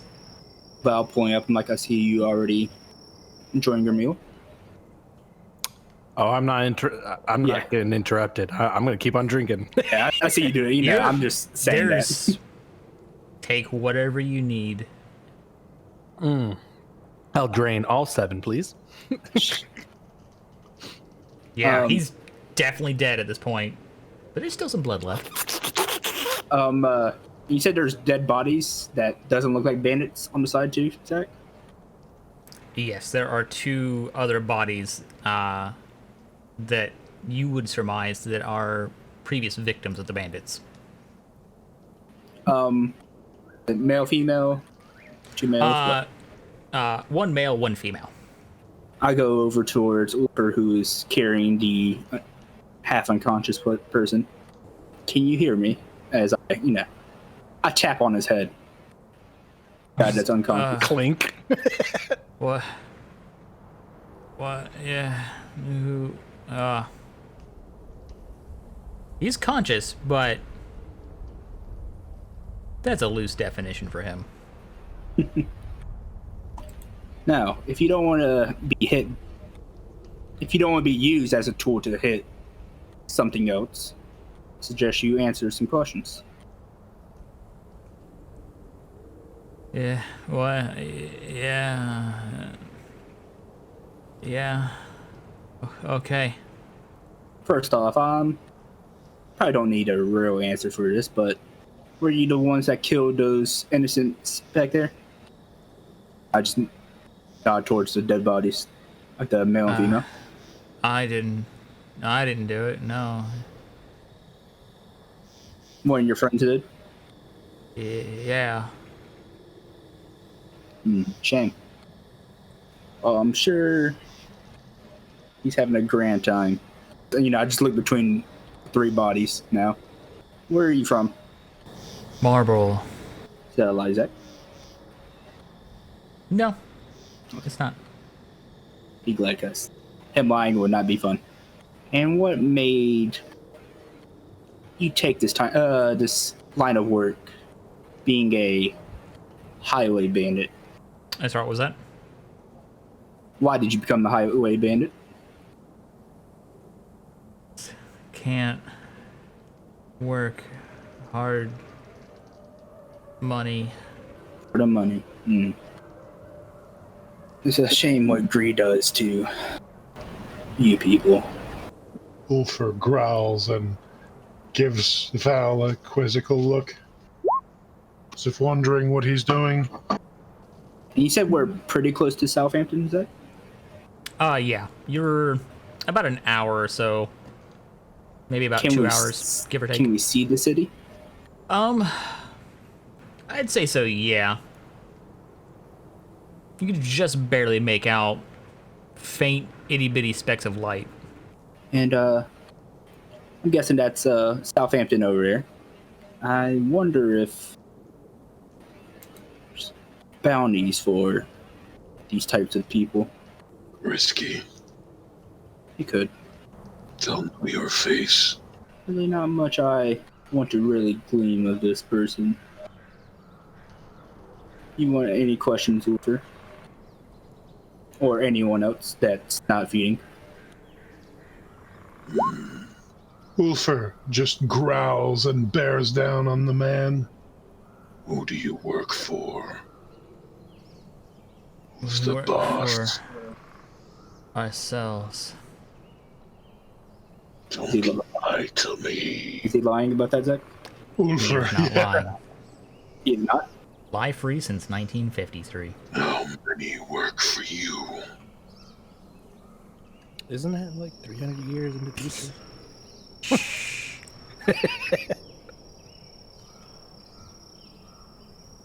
We work on our own. Just a full of you. or others.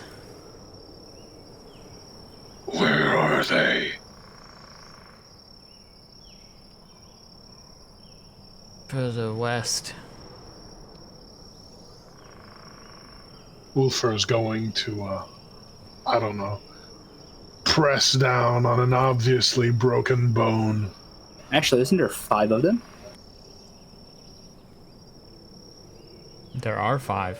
Yeah. There were 4 at the campsite originally, and 1 in the tree. Ulfer presses down on an obviously broken bone, as if urging him to be more specific. Oh, he wakes up more. He's like, ah! They're on the road to Wardor Castle. How many? Last I heard, 4. Maybe 6. Is it 4 or is it 6? I don't know. Ulfer presses harder.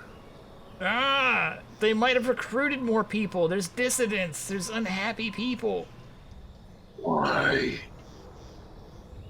Because peasants are starving. Ulfer lets up. He looks up at Val. Is he buying it? Am I buying it? The statements thus far seem to be true. I'll just look over at Ulfer and just give him a slight nod about that. Was it? I mean, he's not asking because of any supernatural ability. Yeah. Just, was this the case to 400 years ago? It was the case then, and it shouldn't be that surprising that the case is the same now. I mean, how often does the aristocracy change, really? Do they really care about the poor? Was it as bad as he seems to be indicating? Or was it worse? Oh, you know what? Not much has changed, honestly. Your personal experience as a definitely not bandit would lead you to surmise that he's got some good points there. Poor people who are hungry will fix being hungry one way or the other. Yeah. Do you guys have a hideout? Somewhere you guys meet. We meet northwest of here. There's a hill with a large forest on top. Do you want to keep him, little brother? I see no use for him, but could be a interesting pet. Fine. He's, looking. This pretty much this whole time, whenever he wasn't glaring at this poor broken man, he was staring at Skadi with a weird sense of envy. I'm sure I catch note of this, and I will hand you the neck twisted one. What is that for? Quench your thirst. You can't be serious. I'm sure you feel it, do you not? What about you? There's another one in the woods, correct?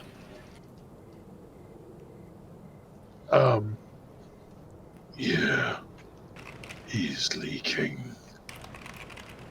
I would be fine.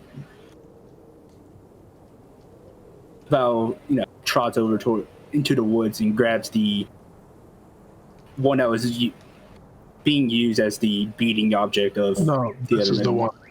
The one in the wood was the recipient. Yeah, the one that got beat.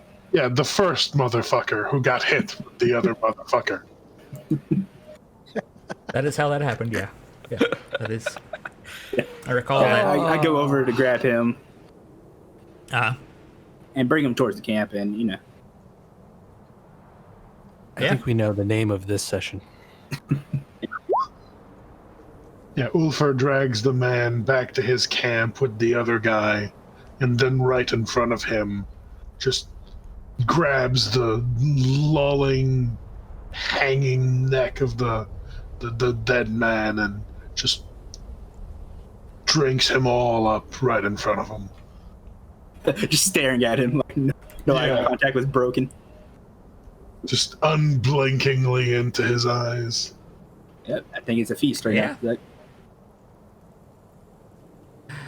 Yeah, that sounds like a feast to me. There is a sufficient amount of blood between all of the bodies here, including the guy that you haven't killed yet, that you could all be at your full 13.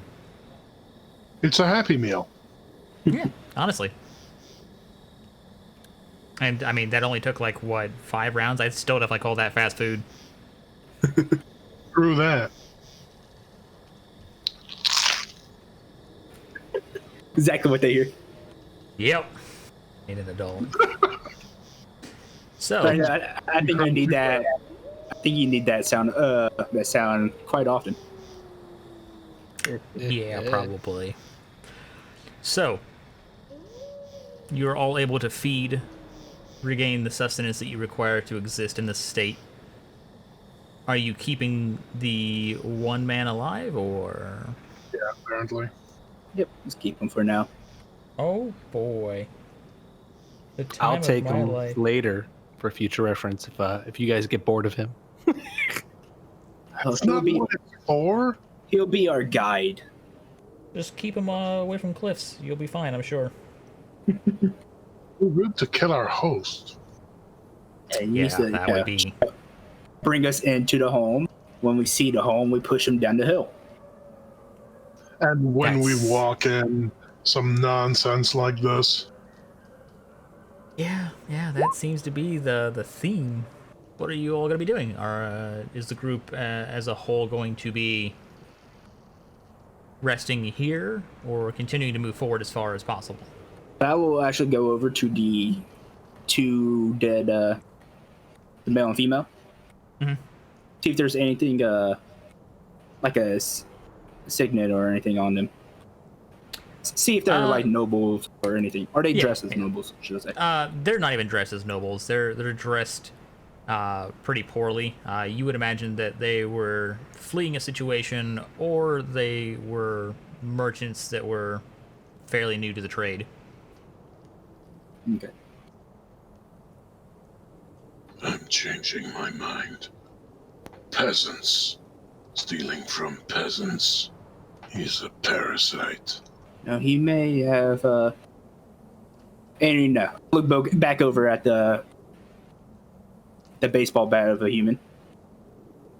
You said northwest on top of a hill. That's your little camp. Yeah, he's just nursing his shoulder at this point, holding it. He's like, yeah. It's northwest of here. It's about 3 hours from here. Mm-hmm.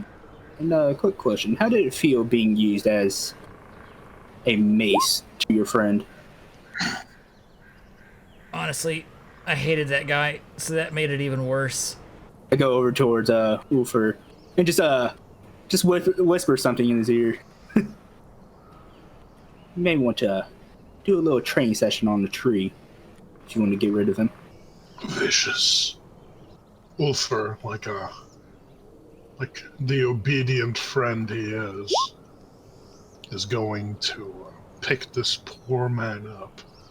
Hey, what are you doing? Practice.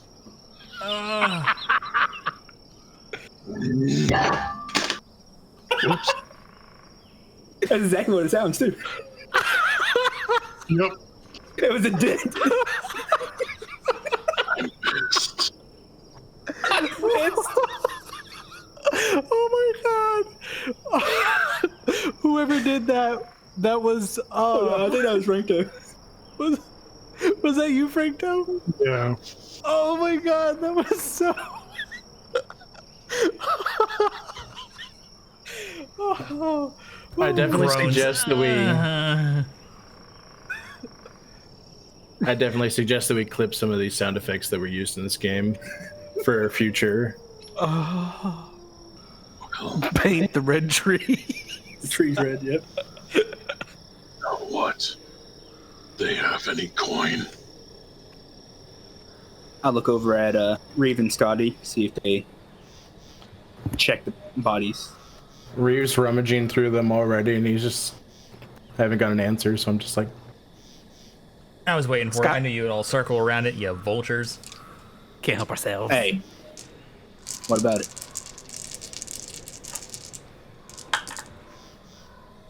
Hey, if anything, We need that money to buy food, Zach. if You're not here. anything, What? if anything, we're leeches. Wait, no, Lawyer, hold on. leeches. Oh, hold on a minute now. Do you Mosquitoes. prefer politician? I think we're pretty NRA close to member? lawyers. You guys find a total of Of course, I'm saying 30 leave the male female alone. you don't find anything on those two. They've pretty much been rummaged through shy of their clothing. Just make sure, if I was like, just leave those Yeah. two. On the bandits, you find a total of 34 pennies. Yay. How much is that worth? If I was correct or if the person who told me what these are worth before is correct, about every 2 of these is worth 12 eggs. Is that what he said? Do I need to make a Yeah. memory check? No, you're fine. You're fine. So I won't 30 assume your times memory is as bad as mine. 68 eggs, about a dozen wine bottles. I don't know what the conversion rate is yet, so he just makes a shrug. Ulfer scowls, does a little bit of mental math, and comes to the conclusion that Reeve has no idea what he's talking about, and looks at Val.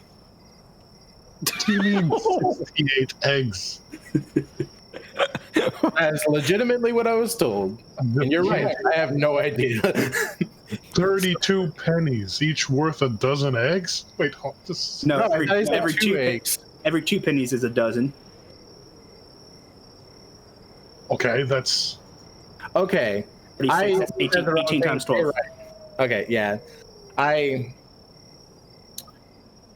This is what I get for not using the calculator. About Sure. 216-ish. 216 eggs. I thought it was like every 2, or they were worth 2 eggs a coin or something. Anyway, my brain not work.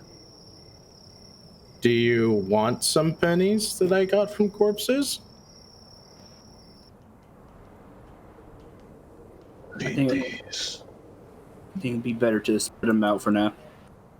Having one person have all the money might not be the smartest idea.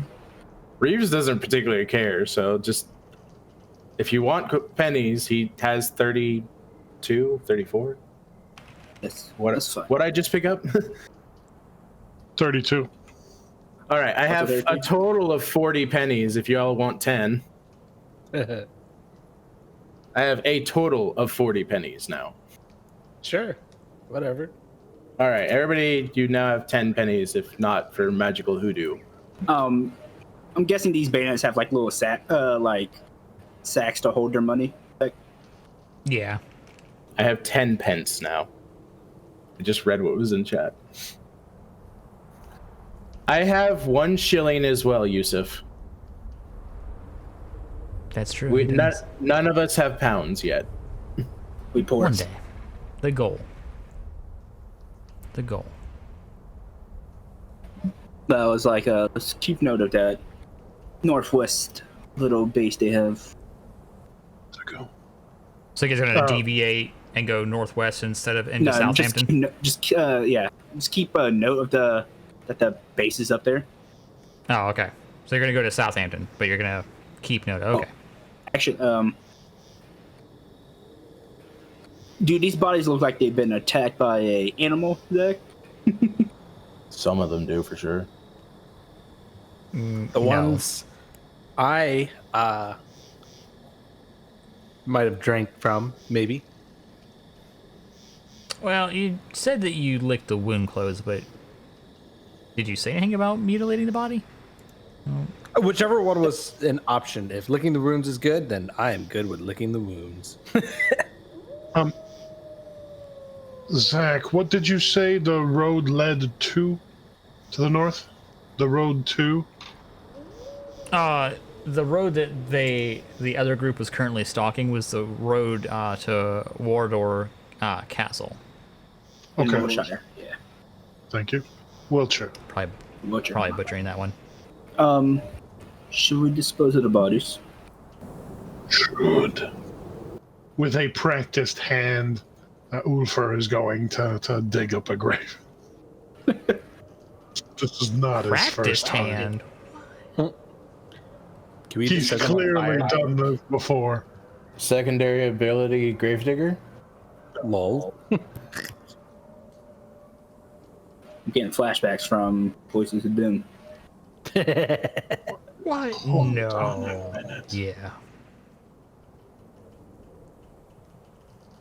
I mean, that one particular McGold probably looks like it was mauled by a bear and then thrown against a tree at least twice. Yeah, Burn down you the just gotta whole discount the forest. people with the severed heads, the sword wounds, and the axe Don't worry wounds. about them. I mean, they're bandits. If there's a fight, that actually is pretty more natural than being torn apart by bare hands.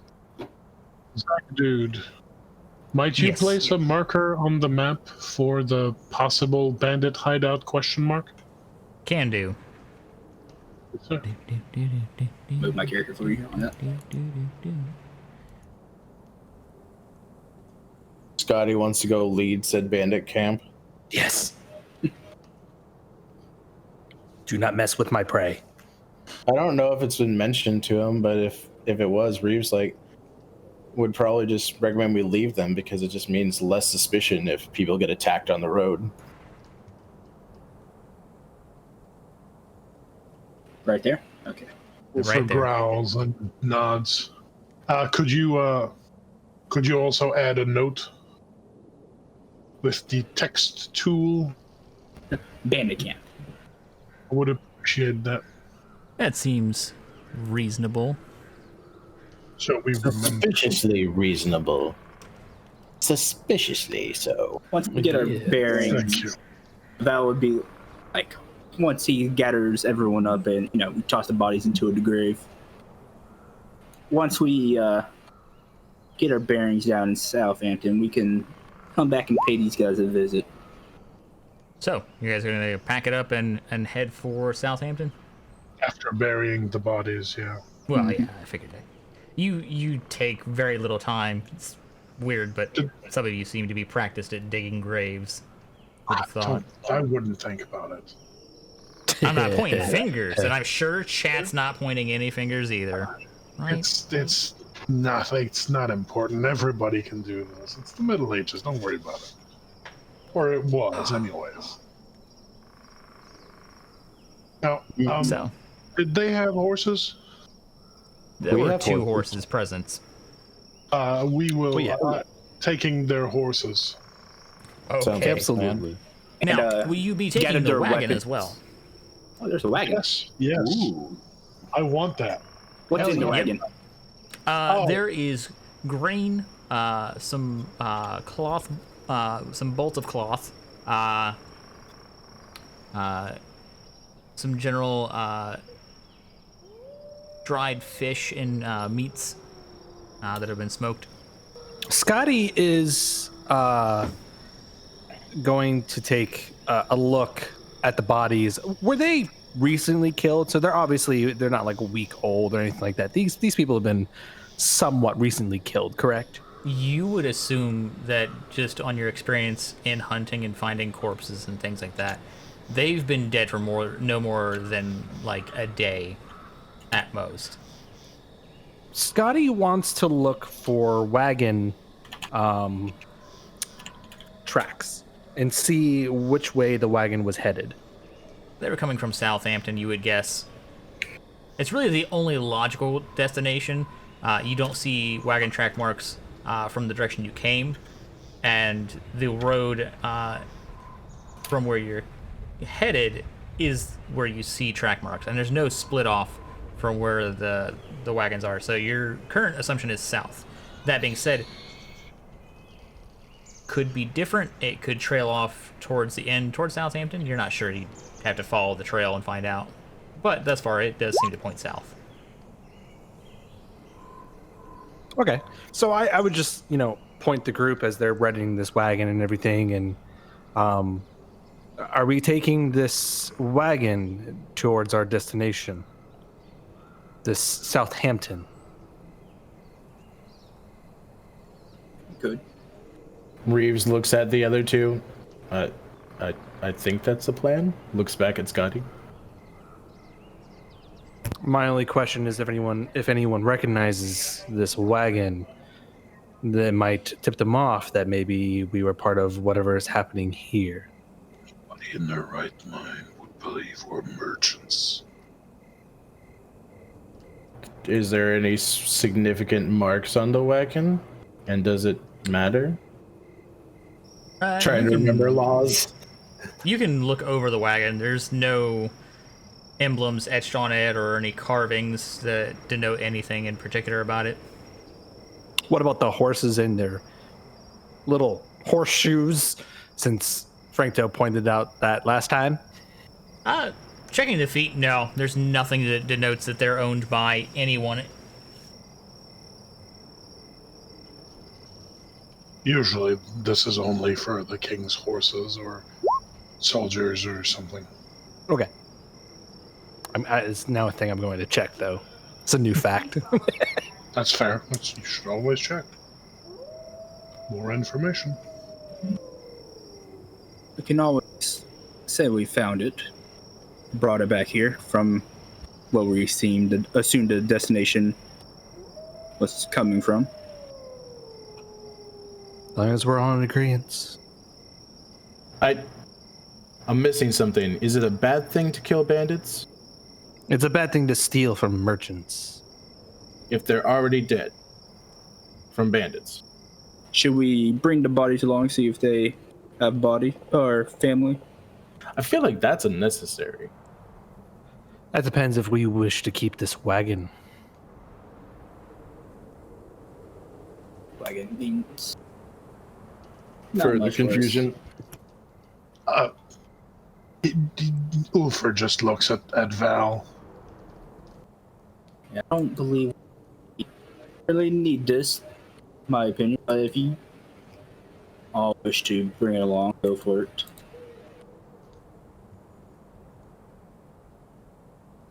Does it have anything that's not specifically like trade goods? Because you said something about wheat and other things that I know we don't need. And as Ulfer says, we're not going to convince anybody we were merchants, especially when a lot of us have no idea about conversion rates. So, there just looks like general supplies, food and some basic tools, some cloth, like I said.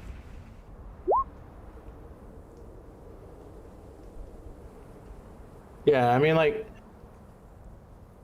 specifically for Reeves, he's fine with taking some cloth and like some basic tools because of, especially if it has to do with upkeep, because making sure he doesn't have random holes in his clothes or constantly smell of blood because of wounds during a fight is probably in his best interest. Okay. So, are you guys going to take the wagon or no? Val does not. Ditto. I'm fine with taking just a little bit of cloth so I can do patchwork at later points, and maybe So that's a no too. Okay. maybe some purpose. I don't care. It's not like we're gonna sell it, so it's just like, eh. Scotty wouldn't mind using it. Maybe get some favor with the people. Hey, I found these people. These people are dead, but Do none what of you you want with want the bodies to be seen, so... Well, I'm not your dad. None of us is your dad. Do it.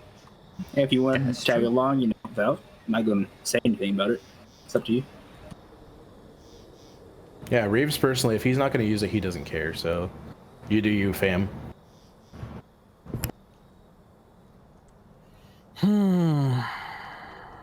But Val is on his horse and is trotting towards Southampton. Okay. Sure.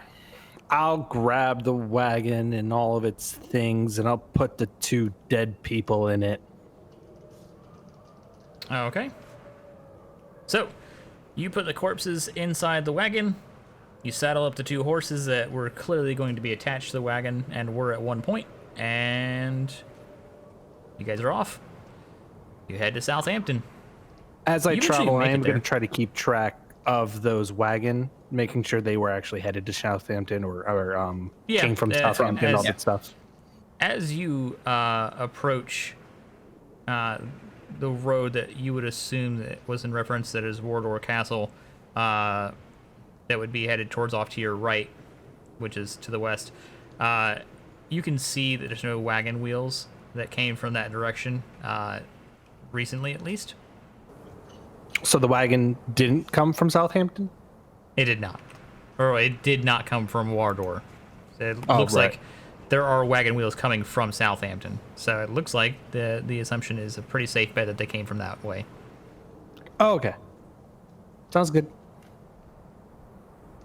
So, you all eventually make it into Southampton. You come up over a hillside, and you can see the bay in itself along with the city/town. It's not quite large enough to be called a city just yet, but it's pretty populous. Can you describe it? It is a open field. For the most part, you can see a large amount of crops growing around the town itself, dotted with homes and cottages throughout, as well as a moat that surrounds the city proper and a large walled-in part of the city. You would say, the most part, it's looking like it's about... It could sustain 100% of its residents inside during a siege if need be. From the view that you have, you can see that the walls cover and go around the entire city, both on the outside where the moat is, towards inland, and out to sea there is walls preventing sieges from the water. Ulfar just stands there gaping. Looks at Val sideways. Complete surprise. Val is taking it in, the sight he's seeing. He's also looking out into the sea. It's been a while since we seen this view.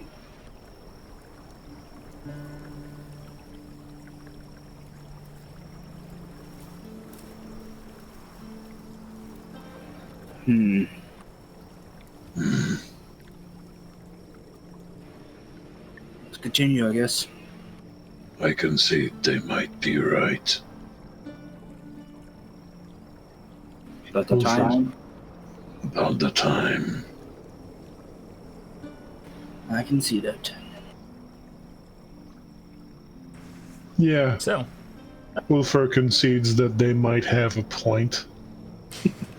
This is a future city. What is this? Madness. I mean, in your time, you definitely knew about Southampton being a place, but it was more like a speck on the map. There are people that have Yeah. lived there since long before you existed, but it was never a large populous thing. It was at one point you had heard, maybe 200 years beforehand, but you had heard that was during like the late time of the Romans, More the importantly, stragglers. the buildings didn't look like that. No, they sure didn't. Don't worry, we got a Anywhere. Yeah, not even in Paris. Since it is 8:45, we're going to go ahead and give it a quick 10-minute break. Give everyone a chance, both players, myself, and viewers, a chance to grab a snack, a drink, bathroom breaks, all those nice things, and then we will be right back to it. You guys are on the outskirts of town, looking over a small hill. You can see the town. It's quite a nice view, honestly. We get in. So I see like a gate or just like an entrance to the city. Zach? You see you see 4 from what you can count. They're closed because it's nighttime. Right? No. I'm assuming. From what you can see, they're not closed. What? Okay. I take it back. Scratch that. And I just gestured towards one of the entrances, and then let's start heading in that way. Ulfer follows. Do we have a map of Southampton for Roll20? You sure do. Fantastic. It is absolutely, I want to brace everyone, it is my finest work yet. Why do I feel like it's gonna be Gasp. hot garbage? What the hell am I looking at? Actually, I'm looking, that's pretty good. It's good, but Heck, where's the key map? It's got pretty good primary information. There, Yeah, what the fuck is there A isn't C one. E D U B? Those Feel are free to letters? ask. I The can tell alphabet you. is made up of them. I have been selected one revising on the this key. map and fixing it. Unfortunately, there is not a sufficiently good enough map that doesn't make my eyes scream. And this has been much worse trying to fix. All right. And I had other things that I was find it. working on that was more important than the map, because, I mean, we can work on that. So where are we coming from? You would be coming from the entrance up where H is located. Like the main road. Let me make that work there. Yeah, that is connected to the main road itself. Okay. Gonna Yeah. try and fix that for viewers. Casually riding up there on a horse, wearing like 4 outfits just tied together by rope or strips of cloth. Probably covered in blood. I mean, a lot of us got actual clothes after the first civilization, pretty much. Yeah. Not a lot of us are the, like 6 feet or smaller. Tall boys in the group, give me a high or low prediction. I was gonna say hi. I mean, do I Hi, count? I think we Never were kept as tall, so hi. You're not I mean, with us, Kevin. That's true. That's why I asked if I count, because I'm definitely tall. Well, you're definitely tall, but no. Up This is close strictly specifically, for I- Val and Ulfer. the giants. You're not even a Yep. real boy. Franco went high. Val? Oh, you want me to choose as well? Okay. Mm-hmm. I go low. One of us is sure to be wrong. It's gonna pan out kind of weird, but we'll work with it. Somehow, Ulfer has not a speck of blood on him. Oddly enough, Val seems to have a little bit of blood on him, but not terribly so. As you all approach the gates, there are guards at the entrance. They're fairly relaxed. They see you pulling forward, and they stop you because there's a group of you. One of them goes, "Halt. We have to search the wagon." I And, look over at and towards then they Scotty. look at you more closely, and the other guy goes, Ulfer just looks at Val. Who is he looking at exactly? "Oh." Both of us? Oh, he's disturbed by you, but yeah, you can be whatever freak show you want. This is still his main concentration. For those who are listening and not watching, that was a motion of Ulfer's face I was making.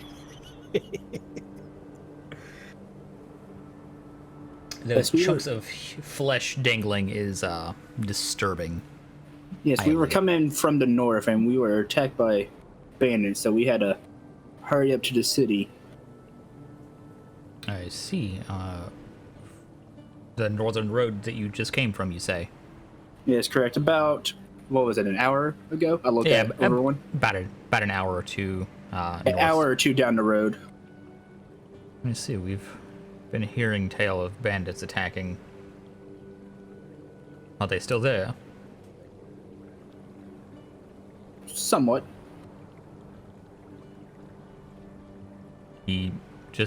raises an eyebrow at you. We gathered that some of them went on a road of what was that castle again? Is that Mordor. yeah, Mordor Castle. They took that route. I see. Appreciate the information. I'll pass it course. along to the captain. We'll still need to look through the wagon, of course.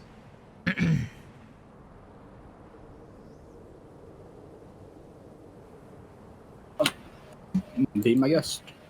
As I Okay. look over at, at Scotty. The guard walks over by himself, the other guard watching. He approaches. He's still got his hand on his sheath, resting it there calmly as he walks over to the wagon. He looks at Scotty. Ma'am, I'm going to need to inspect the wagon if that's fine with you.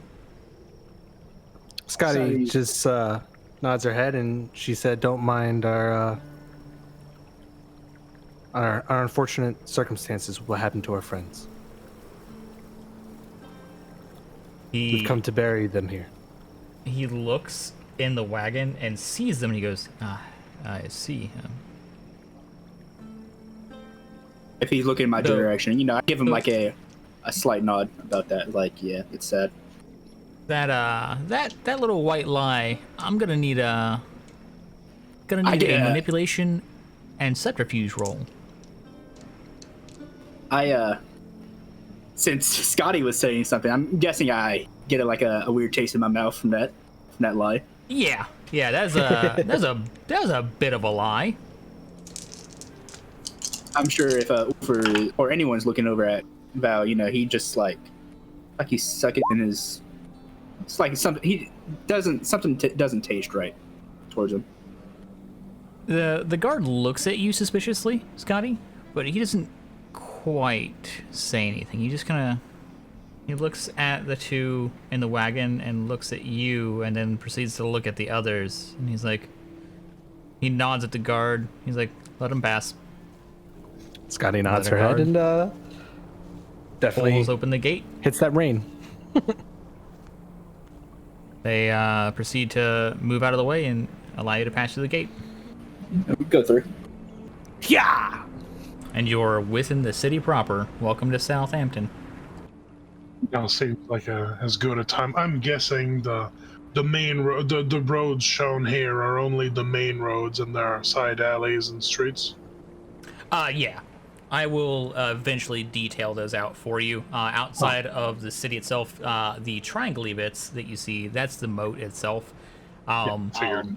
And then outside of that is where all the fields and crops are. Within the city itself is a pretty sizable amount of people. Upon entering, you see right where it's lettered U over here.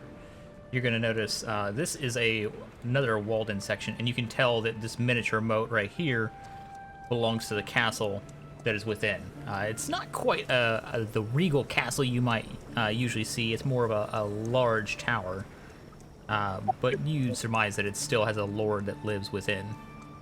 Point of fact, castles in the early 13th century were extremely rudimentary, so I'm guessing this is Yep, it is. stupendously advanced for us. It is. Oh no, this one is actually, you recognize this style immediately. This castle has been repurposed since your slumber. This is a castle of the 13th or 1300s. That coming from a noble family, my castle's bigger. Just letting you know, right? I've seen bigger. Wow. We'll just continue on. It's a little past the gates. And is there anyone walking about, like any guards, drunkards, or anything? Really? You see, there's a couple of taverns that are evenly spaced out throughout the town. As you enter into the town and make it through the main entrance, you see first on your left-hand side a larger road that splits off, and then another one that splits off to the right into the castle courtyard. To the left is what you could surmise as housing. Straight ahead, further down on the left-hand side, is yet more housing. Most of the marketing side of things seems to be past the castle courtyard. off and further to the right. Well, we're here, and I don't believe you. What was it? Samuel said anything about the person we were looking for, correct? So He couldn't remember his name. Yeah, he could not recall his name, but he did imply that the man was within the city itself. He said his name was Ezekiel or something. Yeah, Ezekiel, he just but- couldn't remember exactly what his name was. Yeah, but that was like to another place he added, but he, you know, what's the truth, what's a lie? Yeah, Scotty doesn't know. He corrected himself. Scotty doesn't know. If I truly don't know where to find this person we're looking for, I guess.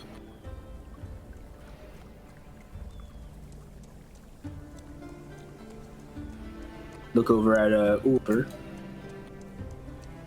Well,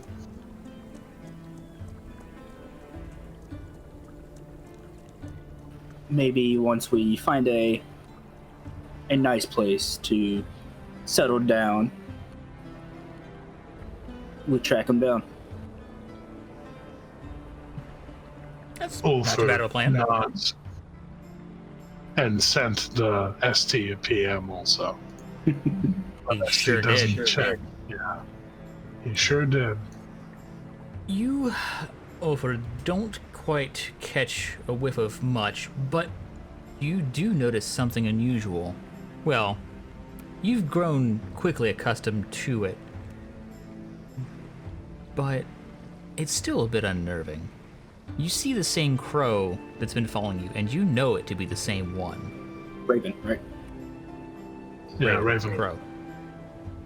There's a difference, you monster. I know. mean, one's bigger is pretty much the only difference, but Oh, there's that, you there's that. little.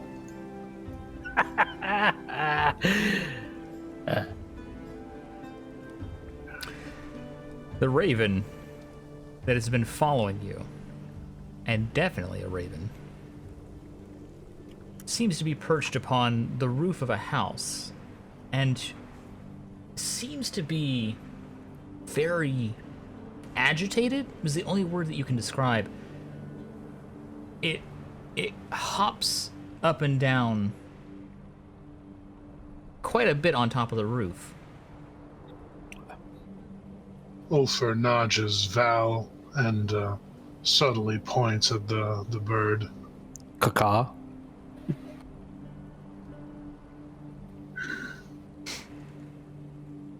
I know it's a sign.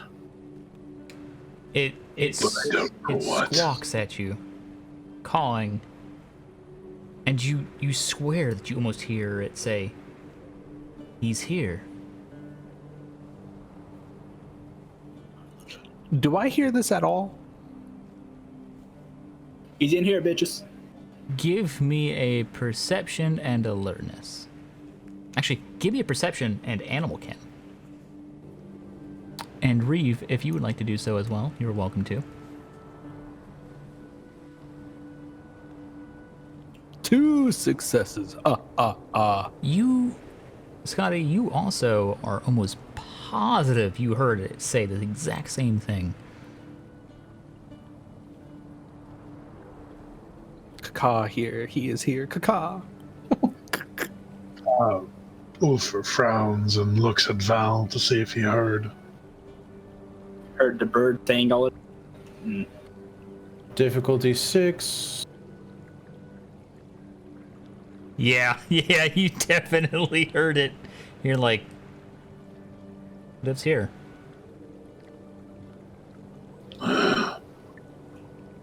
Val was just confused that you're all like focusing in on this raven. You know, he sees the raven and just jumping up and down on this place, but he has no idea what you guys are doing per se. I might be But I- losing my mind, little brother. What do you mean? You can't hear it. Talking to me. Talking to you. Val looks back at Scotty. What? You don't hear that? If he hears it, how the hell do you not hear it? Is it saying something? Here. He's here. He's here. As Val looks over at Ulfer. Yeah. Ulfer nods. I do not hear that, but you said this is a sign, correct? Messenger.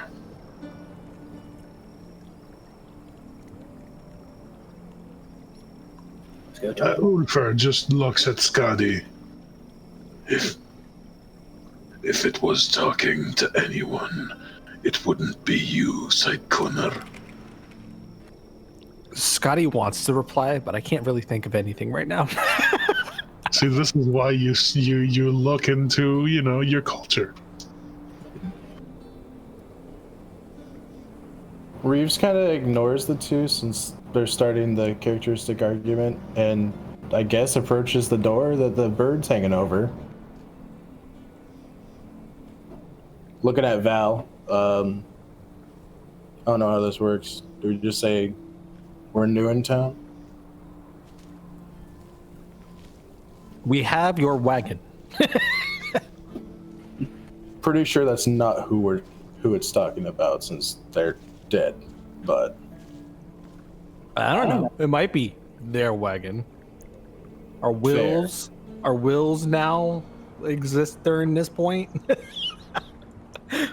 Are you asking if the wheel exists? will and Their Testament? death will? Yeah. Last will and Testament? More than likely, it's been around.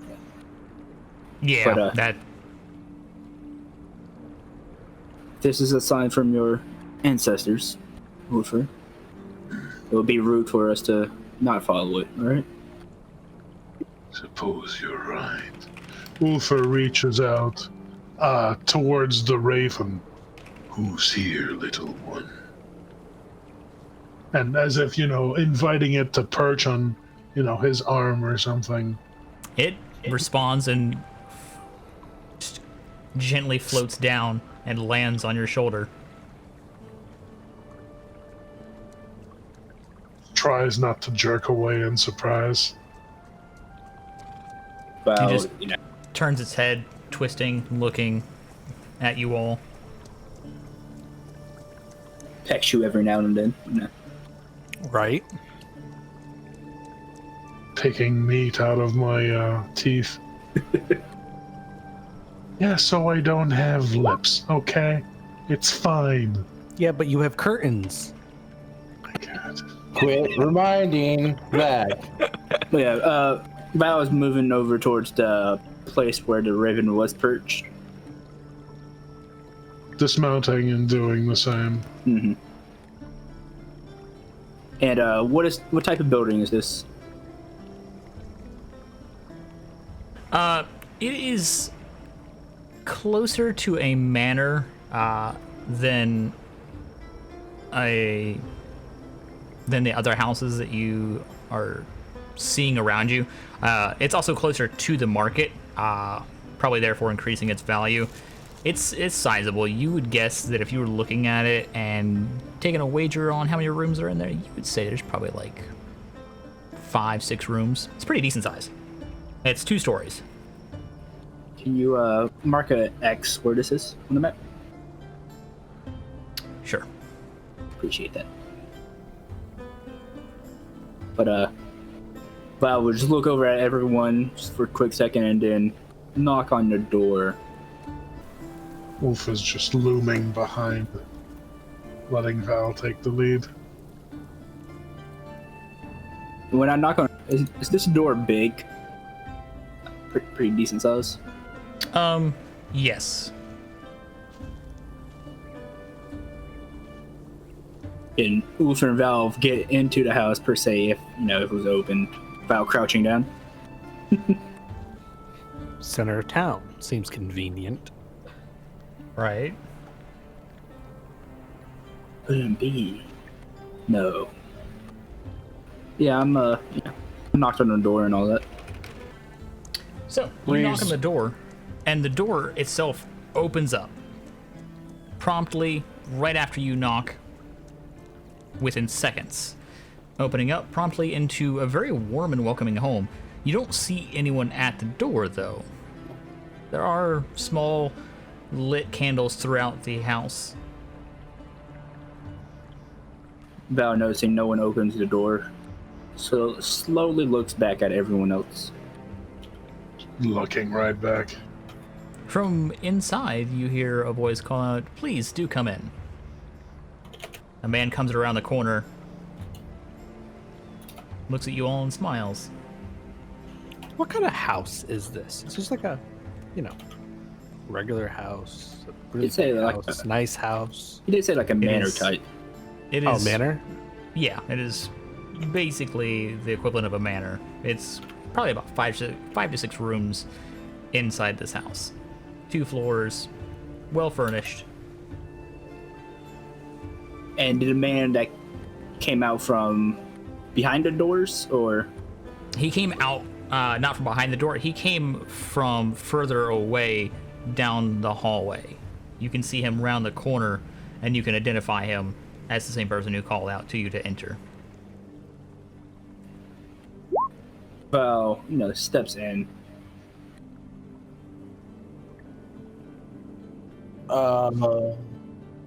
Looking at them enter, Reeves gesturing at the animals in cart.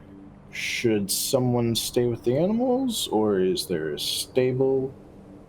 Oh, don't worry. If you're here for a minute to discuss things, then I will have that taken care of. I have a small stable behind my home. Reeves isn't overly attached, so he shrugs and just heads on in at that. Take him at his word. You can already hear the reins rustling, and if anyone turns around, they'll notice that a woman is pulling the horses, as well as a gentleman assisting her around the side of the house. He's like, "Please do come in and have a seat. I'm sure you have plenty of questions." Yes. Were you expecting us? Well, Val says, just walking towards him. at first, no, but I suppose I technically was given a small heads up of your visiting, I guess. Mm-hmm. Wolford just looks and just gives the raven an accusatory look. What did you do now? The bird doesn't respond at brain. all. It just looks at you, its head cocking back and forth. I assume everyone's in the house. Yep. All right, I'm gonna shut the door now. You all hear the door shut. There's audible click and thud. If anyone turns around, there's a gargoyle behind you. Oh, it is quite a pain to have to not be seen ever by anybody. Don't recommend it. Sorry, please. Looks like you lot got, and then he's kind of going down the line, and then he sees Ulfer. Never mind. I'm not gonna. I was gonna say you lot were lucky, but that'd be a lie. Is visibly tense and oh hey, is that an axe in this guy's hand? When'd that get there? So, if you would all please accompany me, my dining room. We can sit and talk there. Thaddeus, if you'd like to join us, if you wish, I suppose, or do you have more papers to attend to? I don't got much to say, but I'm just gonna put this out right now that I'm probably gonna be alternating between staring at Rocky Stone Man, Blue Man, and Meat Flaps throughout the I'm not blue conversation. inside. All right. Extremely pale tall man. Wolford just glares at everyone involved, really, and then looks at Val just uncertainly and follows him.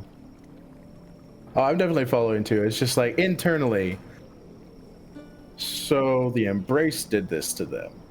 Yeah, Val would, just give Ulfer a I have no idea look. But no other choice. Nodding and following. Axe still in hand. Taking another look at the giant gargoyle and then, The gentleman in front of you, he has long-ish blonde hair. It's a little bit past his shoulders, done up in a ponytail, and he seems well dressed. Seems pretty young. You would peg him, if you had to guess, probably in his early to mid-20s. He's got a small bit of blonde scruff for facial hair, no mustache, well kept, with blue eyes. He's like, "My name is Nathaniel, and welcome to my home." He grabs a chair and he just has a seat and he's like, "Please, relax. Yes, thank you. You are It's in my care here." very beautiful home, I will admit, and Val would give him a slight, gesture of a bow with an etiquette roll appreciate of it. oh my god. I'll let go out. Etiquette roll of that much. Of that's an 8. Can we get a description of the gargoyle?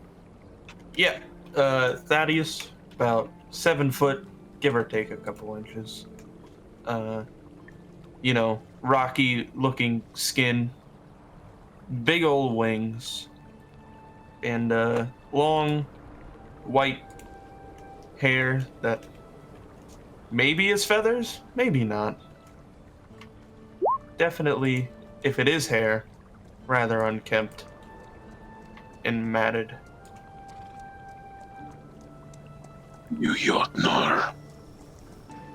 So, Val, what was that 6 for? Etiquette roll. 8 for an etiquette roll. Just adjust Oh. Val, and Oh, yeah, you perfectly nail that. Nathaniel's like, that is... kindly reminded me. Nothing happens. He's like, I would assume that you're from a noble family yourself, then. That was correct. I see. Well, it's a pleasure to be in the company of others so refined. Oh, I'm Thaddeus. I, just, come here from time to time. A bit of a friend of mine. Friend indeed. It takes all kinds, I suppose, in this world, and I like to think that I keep my friendships wide and varied.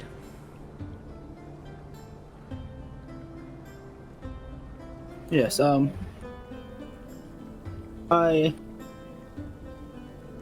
you may call me Alfonso. I am from the House of Aragon from the mainland of Spain.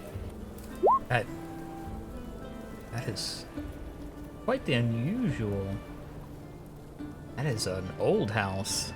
Not to nitpick, but was it Spain or Castile?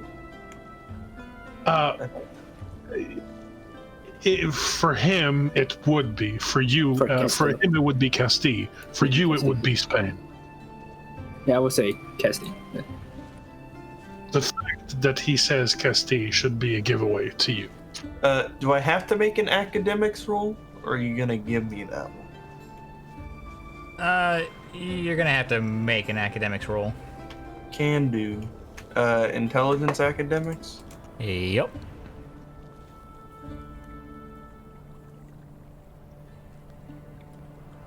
For the record, Difficulty?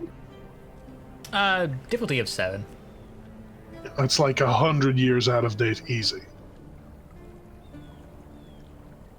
Don't worry, that is 200 years. Don't know how old it is. Knocked it out of the Yeah. park as well. Yeah, you know it. You're like, oh yeah.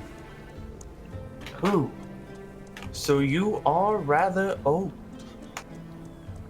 From what I've been told, It's been From- quite some time. From what you've been told. Yes, the year is 1600, correct? That is correct. How long have you been asleep? Look over at everyone. Just get a growl. Displeasure. Obvious. Give or take. Reeves looking at Scotty and the others, and he's just like, personally, I think it's 400 years for myself, at least. Give or take. That would At explain your discomfort to some things that I've noticed immediately. Now, how long were you active before your sleep? Was it your first? We Long blank stare. let's just say everything is brand new to us. Given I how see. enthusiastically they fed on corpses, I would recommend. I would say they were turned shortly before they died. I Oh. see. You Well, get it. I'm sorry. They awoke recently. Reeves, correction. Still haven't done the corpses thing. Get a sharp intake of breath and a look of surprise from Wolfer. How could you know that? I was there. It just so happened. Are you following us the entire time? No. I don't have time to properly follow you. I've been here for a while. It's true, he's got some papers to publish by next week, too, if he wants to be on his timeline. Wolfer just looks at Val. Does Thaddeus have wings on his back? Yes. Okay. I'll flap them when I say I beat you here.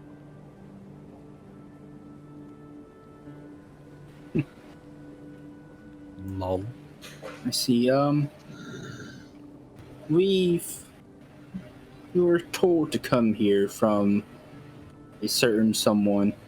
I believe he said he was he checks over at everyone, a ghoul. Yes, that would be yeah. the term.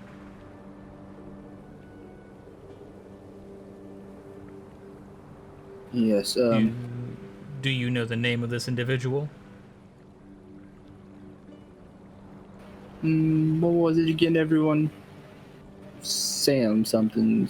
Was it Samuel? Samuel.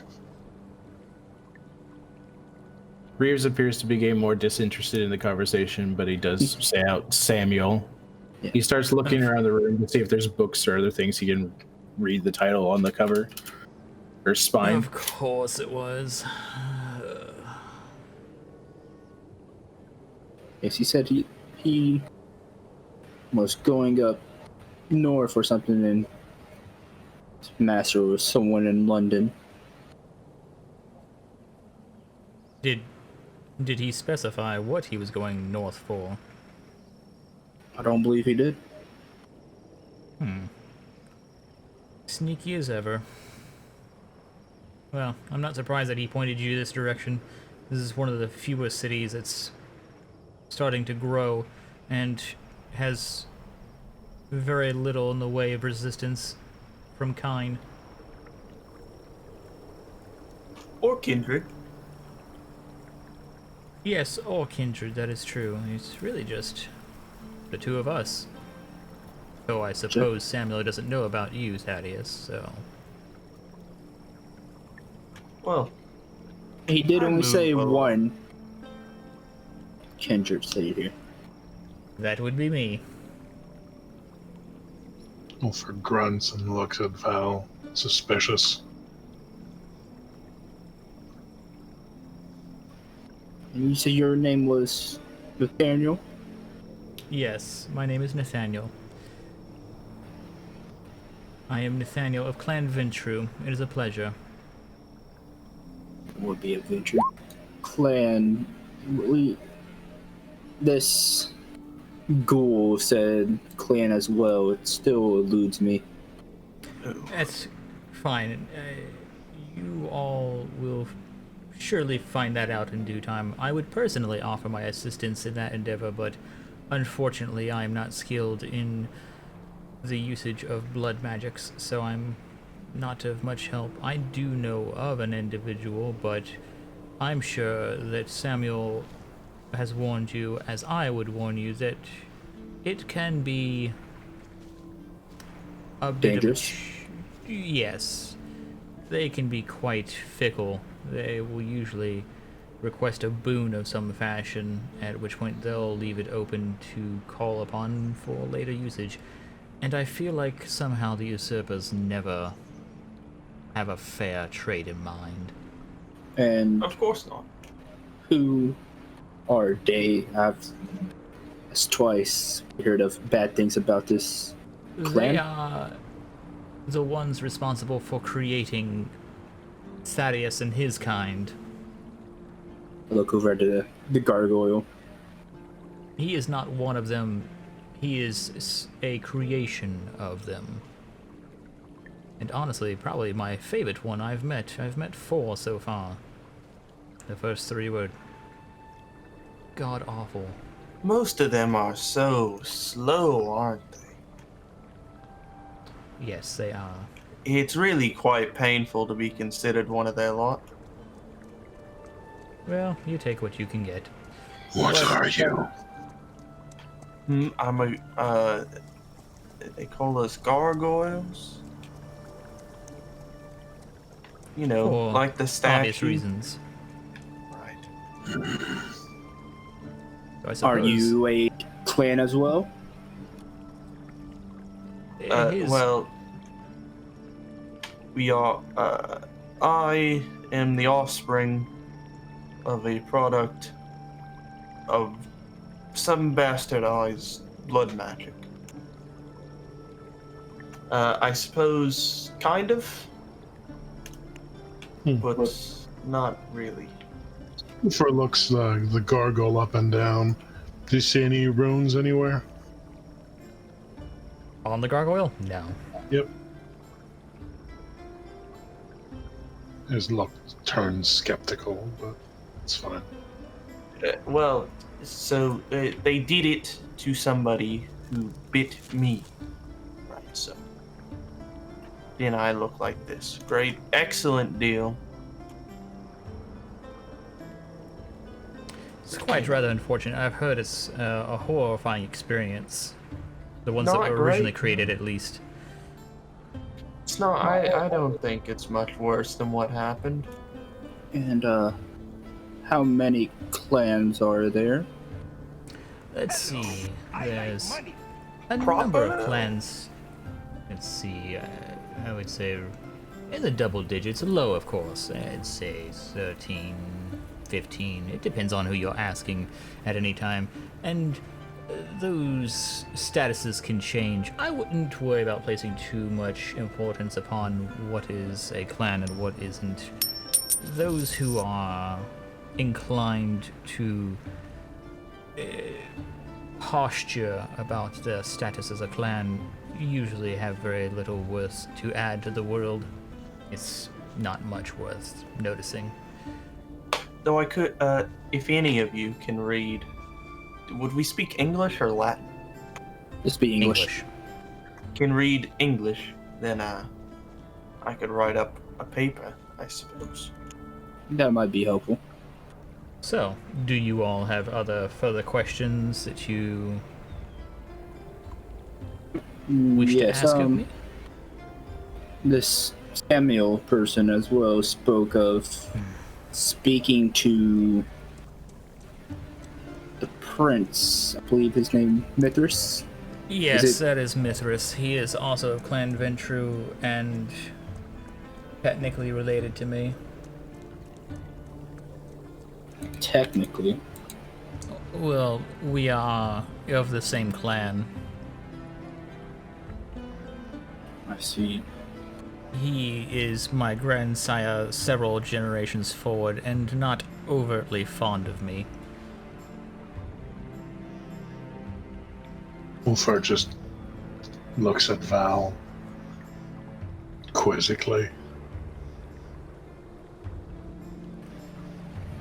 And Samuel is his ghoul that he sends on errands.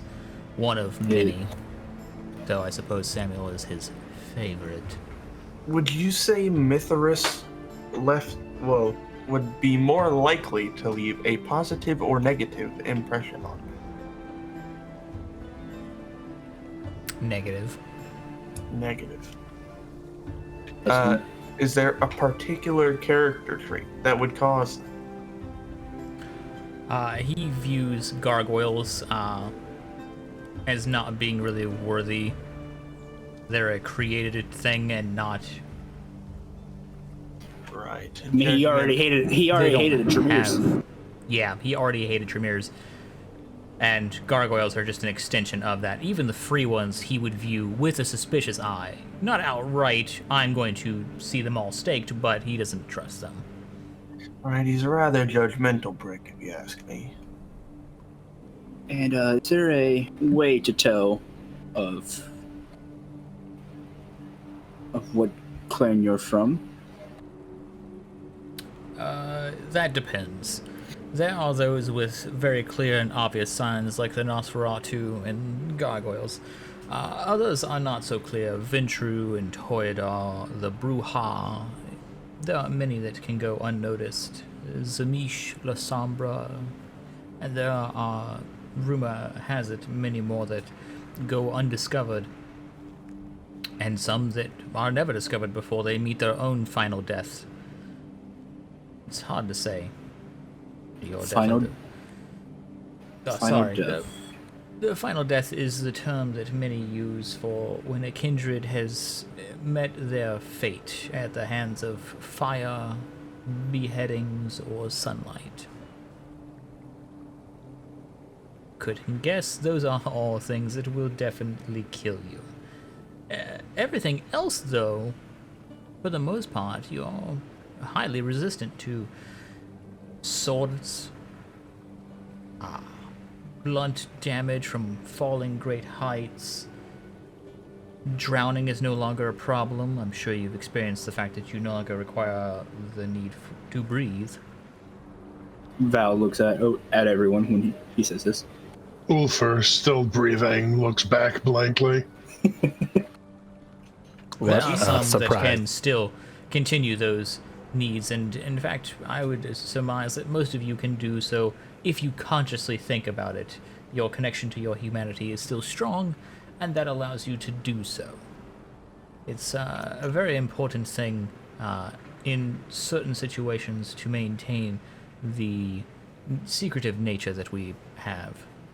Also, I realize we may not have made this clear, but you guys are all dead. You don't have to do that if you don't want to. Quite dead. Yes. Quite dead indeed.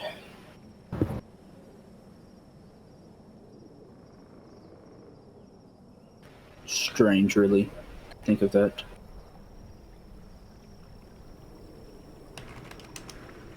And what is your position here? Well, I'm one of the few kindred in this general area, Thaddeus being, of course, another exception to that. I'm personally not aware of any others unless they're traveling by boat, coming and going from the city. I don't pay them much mind. I'm fair about my comings and goings. I don't require much from people. Technically, I am just outside of the reach of my great-grandsire, and I don't have a reason to want to change that. The city has a strategic viability, being one of the, in my opinion, up-and-coming most important locations for trade. It's a good location for me to earn a living and income, owning most of the taxes that flow through the city.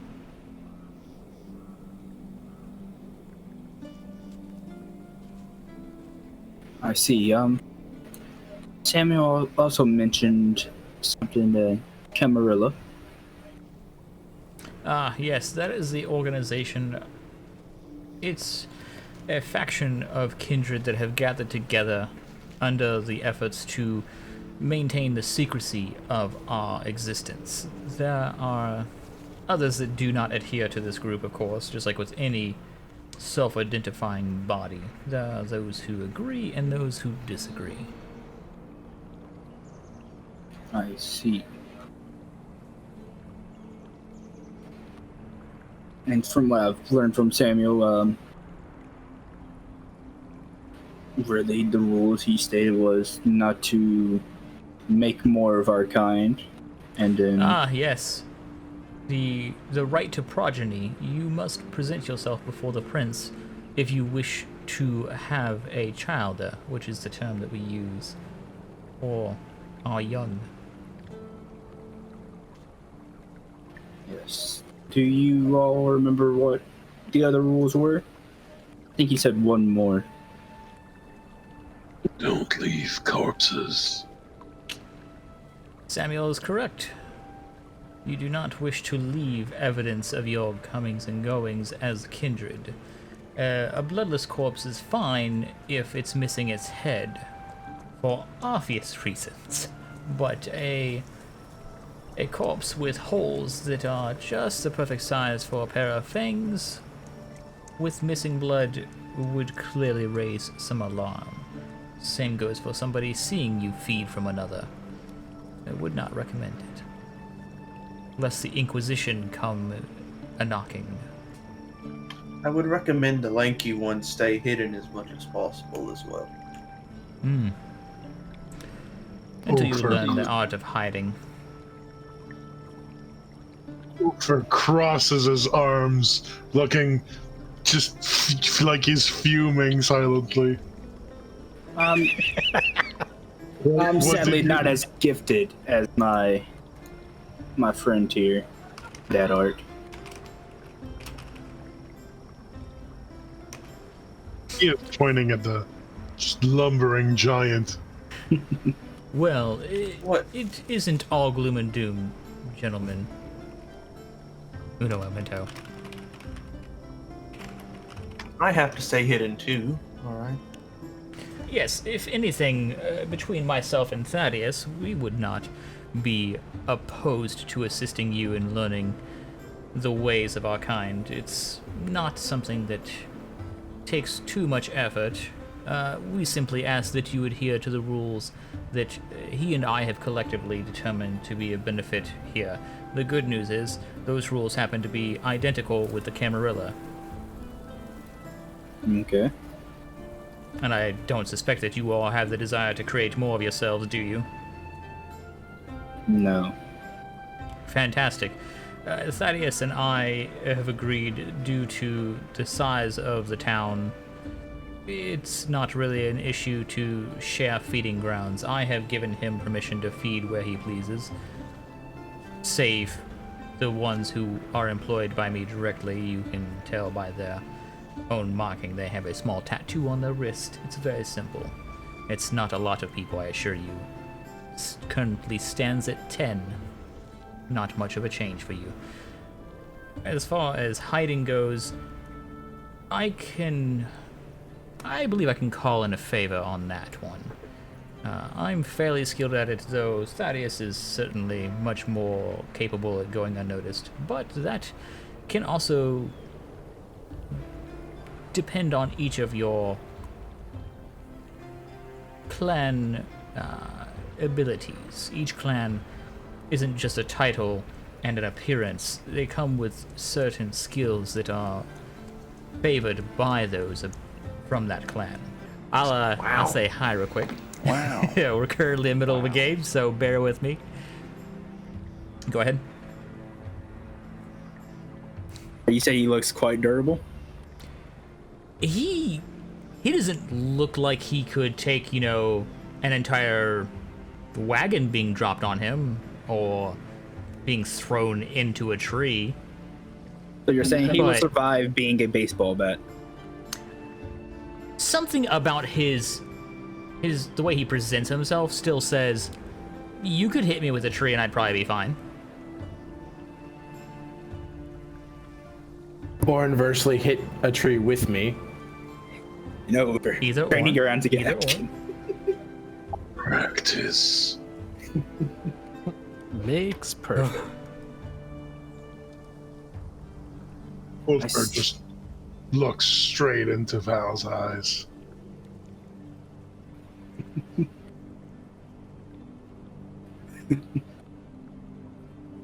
But yes, So, if you would like, starting tomorrow, I am more than happy to oblige you all with some assistance in getting settled. You're welcome to live here.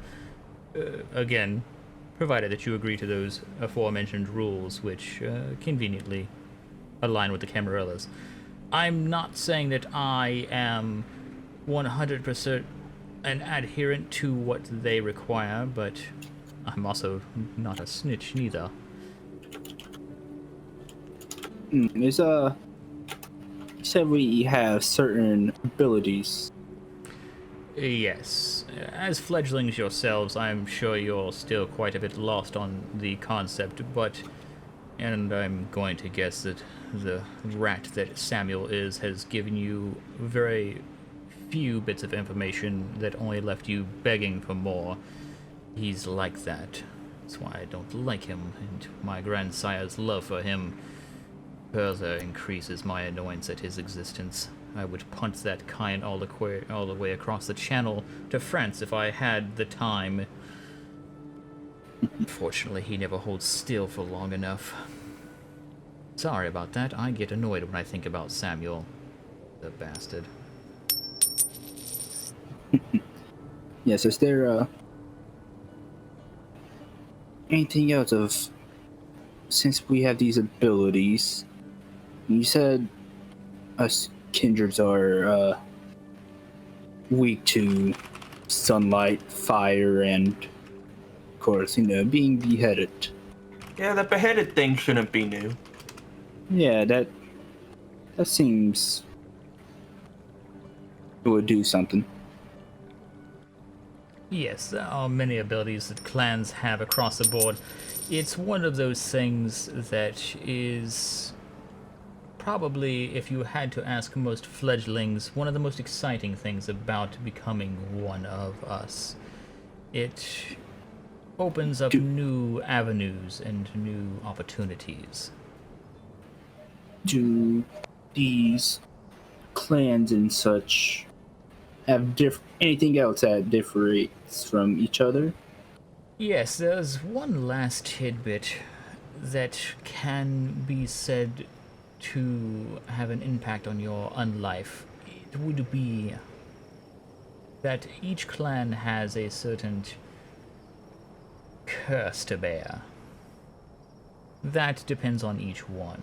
For some, it's animalistic traits. Others, it's a sensitivity to sunlight that is more than even the normal kindred possesses. Others need to feast from the blood of certain people, and others need to sleep in the dirt they were first created in. And there are many other examples. Some have no shadows. Well, reflections, I suppose. I've seen both of those, actually, now that I think about it. But No shadows. it depends on each individual. Some, their curse is more physical in manifestation. They might appear differently. He motions to Thaddeus, the gargoyle, standing on the other side. And others, like the Nosferatu, share that with a unfortunate complexion, though if you were to ask most people, I would think that the gargoyles fared a little better than the Nosferatu. When you meet one, you'll know.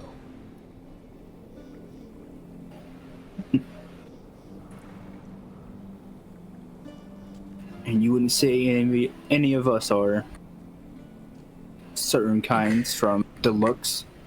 Well, you're definitely an unusual one. I have a hunch to your lineage, though it's hard to say. I've heard rumor, but your kind is very rare, if I'm correct. You're very tall, friend here is... I'm just not sure. First thing, though, is I would like to see the blacksmith in our town to get his face assisted. Ulfer growls dangerously. What did you say about my face? It's your face. It's a pretty one. You have the smile of the gods. Lol. I think He the does. specific words were assisted. Ulfer doesn't say that. Otherwise, he would have said, What did you say about my face? but he didn't. That's And he doesn't. that's the giveaway, Just- chat. Just Franco. You probably have to keep the bottom half covered. Yes, if you're going to pass through mortal society, the bottom half can be addressed. Don't worry, I'll give you the freebie on this one. Being a fledgling can be difficult. And At least you have I- that option. That's Hey, true. rein in I those did not. curtains. Jesus. Please, no, stop. I got stuck I being a gigantic rock monster, so I just gotta not be seen by anyone ever under any circumstance or I get burned. Today. That's true. But yes, I was neglected as a fledgling myself, a bit of a bastard that I was. And so I have some admitted sympathies to new fledglings. Don't mistake that for weakness, though. If there's betrayal afoot, and someone does betray me, I won't play nicely. But, with that unpleasant statement out of the way, if you all require a home, I do possess a second empty house within the city walls that you're welcome to, we'll say, rent. What sort of rent? An occasional odd job here and there, favors that I might need done. It's nothing overtly risky. You're too new, no offense, to be put into the center stage limelight of potentially revealing your existence. With time, I would simply be willing to sell you the home, though. If you're able to afford it, that's not a problem. It's honestly been sitting there doing nothing but collecting dust. I occasionally send somebody to clean it when I'm bored and I don't want to see them for a day or two. Would so happen one of your tests be cleaning out some bandits?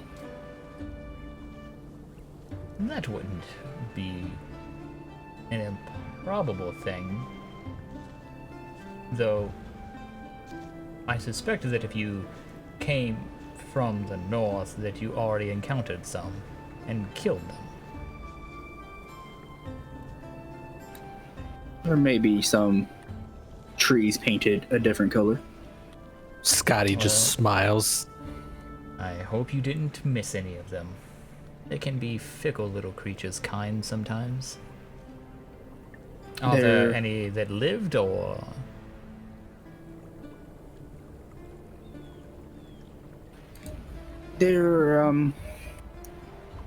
There's a base we have heard close by. I had heard a similar rumor. It's something that I suppose I'll have you all look into. As an immediate token, since you have been so proactive, which is just a wonderful change, isn't it, Thaddeus? Honestly, we deal with so many people that are useless. I suppose pretty. the first thing that we can do tomorrow night is I'll have a tailor assist you all in some clothing that would be decent. Oh, we could get the lanky one a veil. That's true. We could. You know, like the Give 'em how some real dancers curtains. wear. Yeah. I would say Ulfer bares his teeth, but you know. It's already out. But yes, Is there sorry for this question. No, by all means, A ask nice library or some sort here. away. How do I put this? The peasants of this town are stupid. Well, it's not their I- fault. Most people can't read. Thaddeus, we've been over this. They're still stupid. Kind that can't read are stupid. We're not having this debate again. It's too late. I have things to attend to. The last time we had this debate, it went on for 3 hours. We're not doing this. Because you refused to read my dissertation on royal morality. I don't have time to read it. It's I don't have fine. time. Yeah, of course you don't. Time Sure, are worthless. you only live forever. It's okay. You're right. Wow. I And apologize. you can only function when everybody else is asleep. Sure, yeah, of course. You got plenty of things you gotta do. Reeves looks at these two and just has to comment. Are you sure that you were not related by blood before all this happened? I mean, This it's sounds also- very, very personal. We've had this debate for half a year now. I'm losing track. I'm not doing this anyway. Look, by belittling those who don't have money to get educated, they thusly are too discouraged to ever get educated, and you're simply furthering your own issue. Is he doing that, Zach? Yeah, he's literally just like. Anyway, disregarding that scuffle, I apologize for the frankness of our discussion.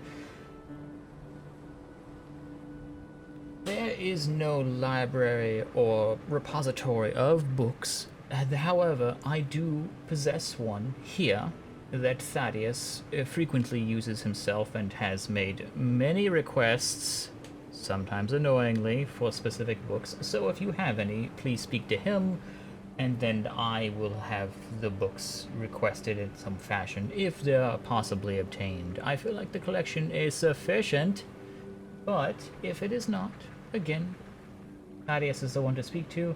I don't have time for more books. The collection is already flowing into the second room. I might as well build an attachment to my home at this point. But if you would like more, the option is there. Perhaps you can take some with you when you go.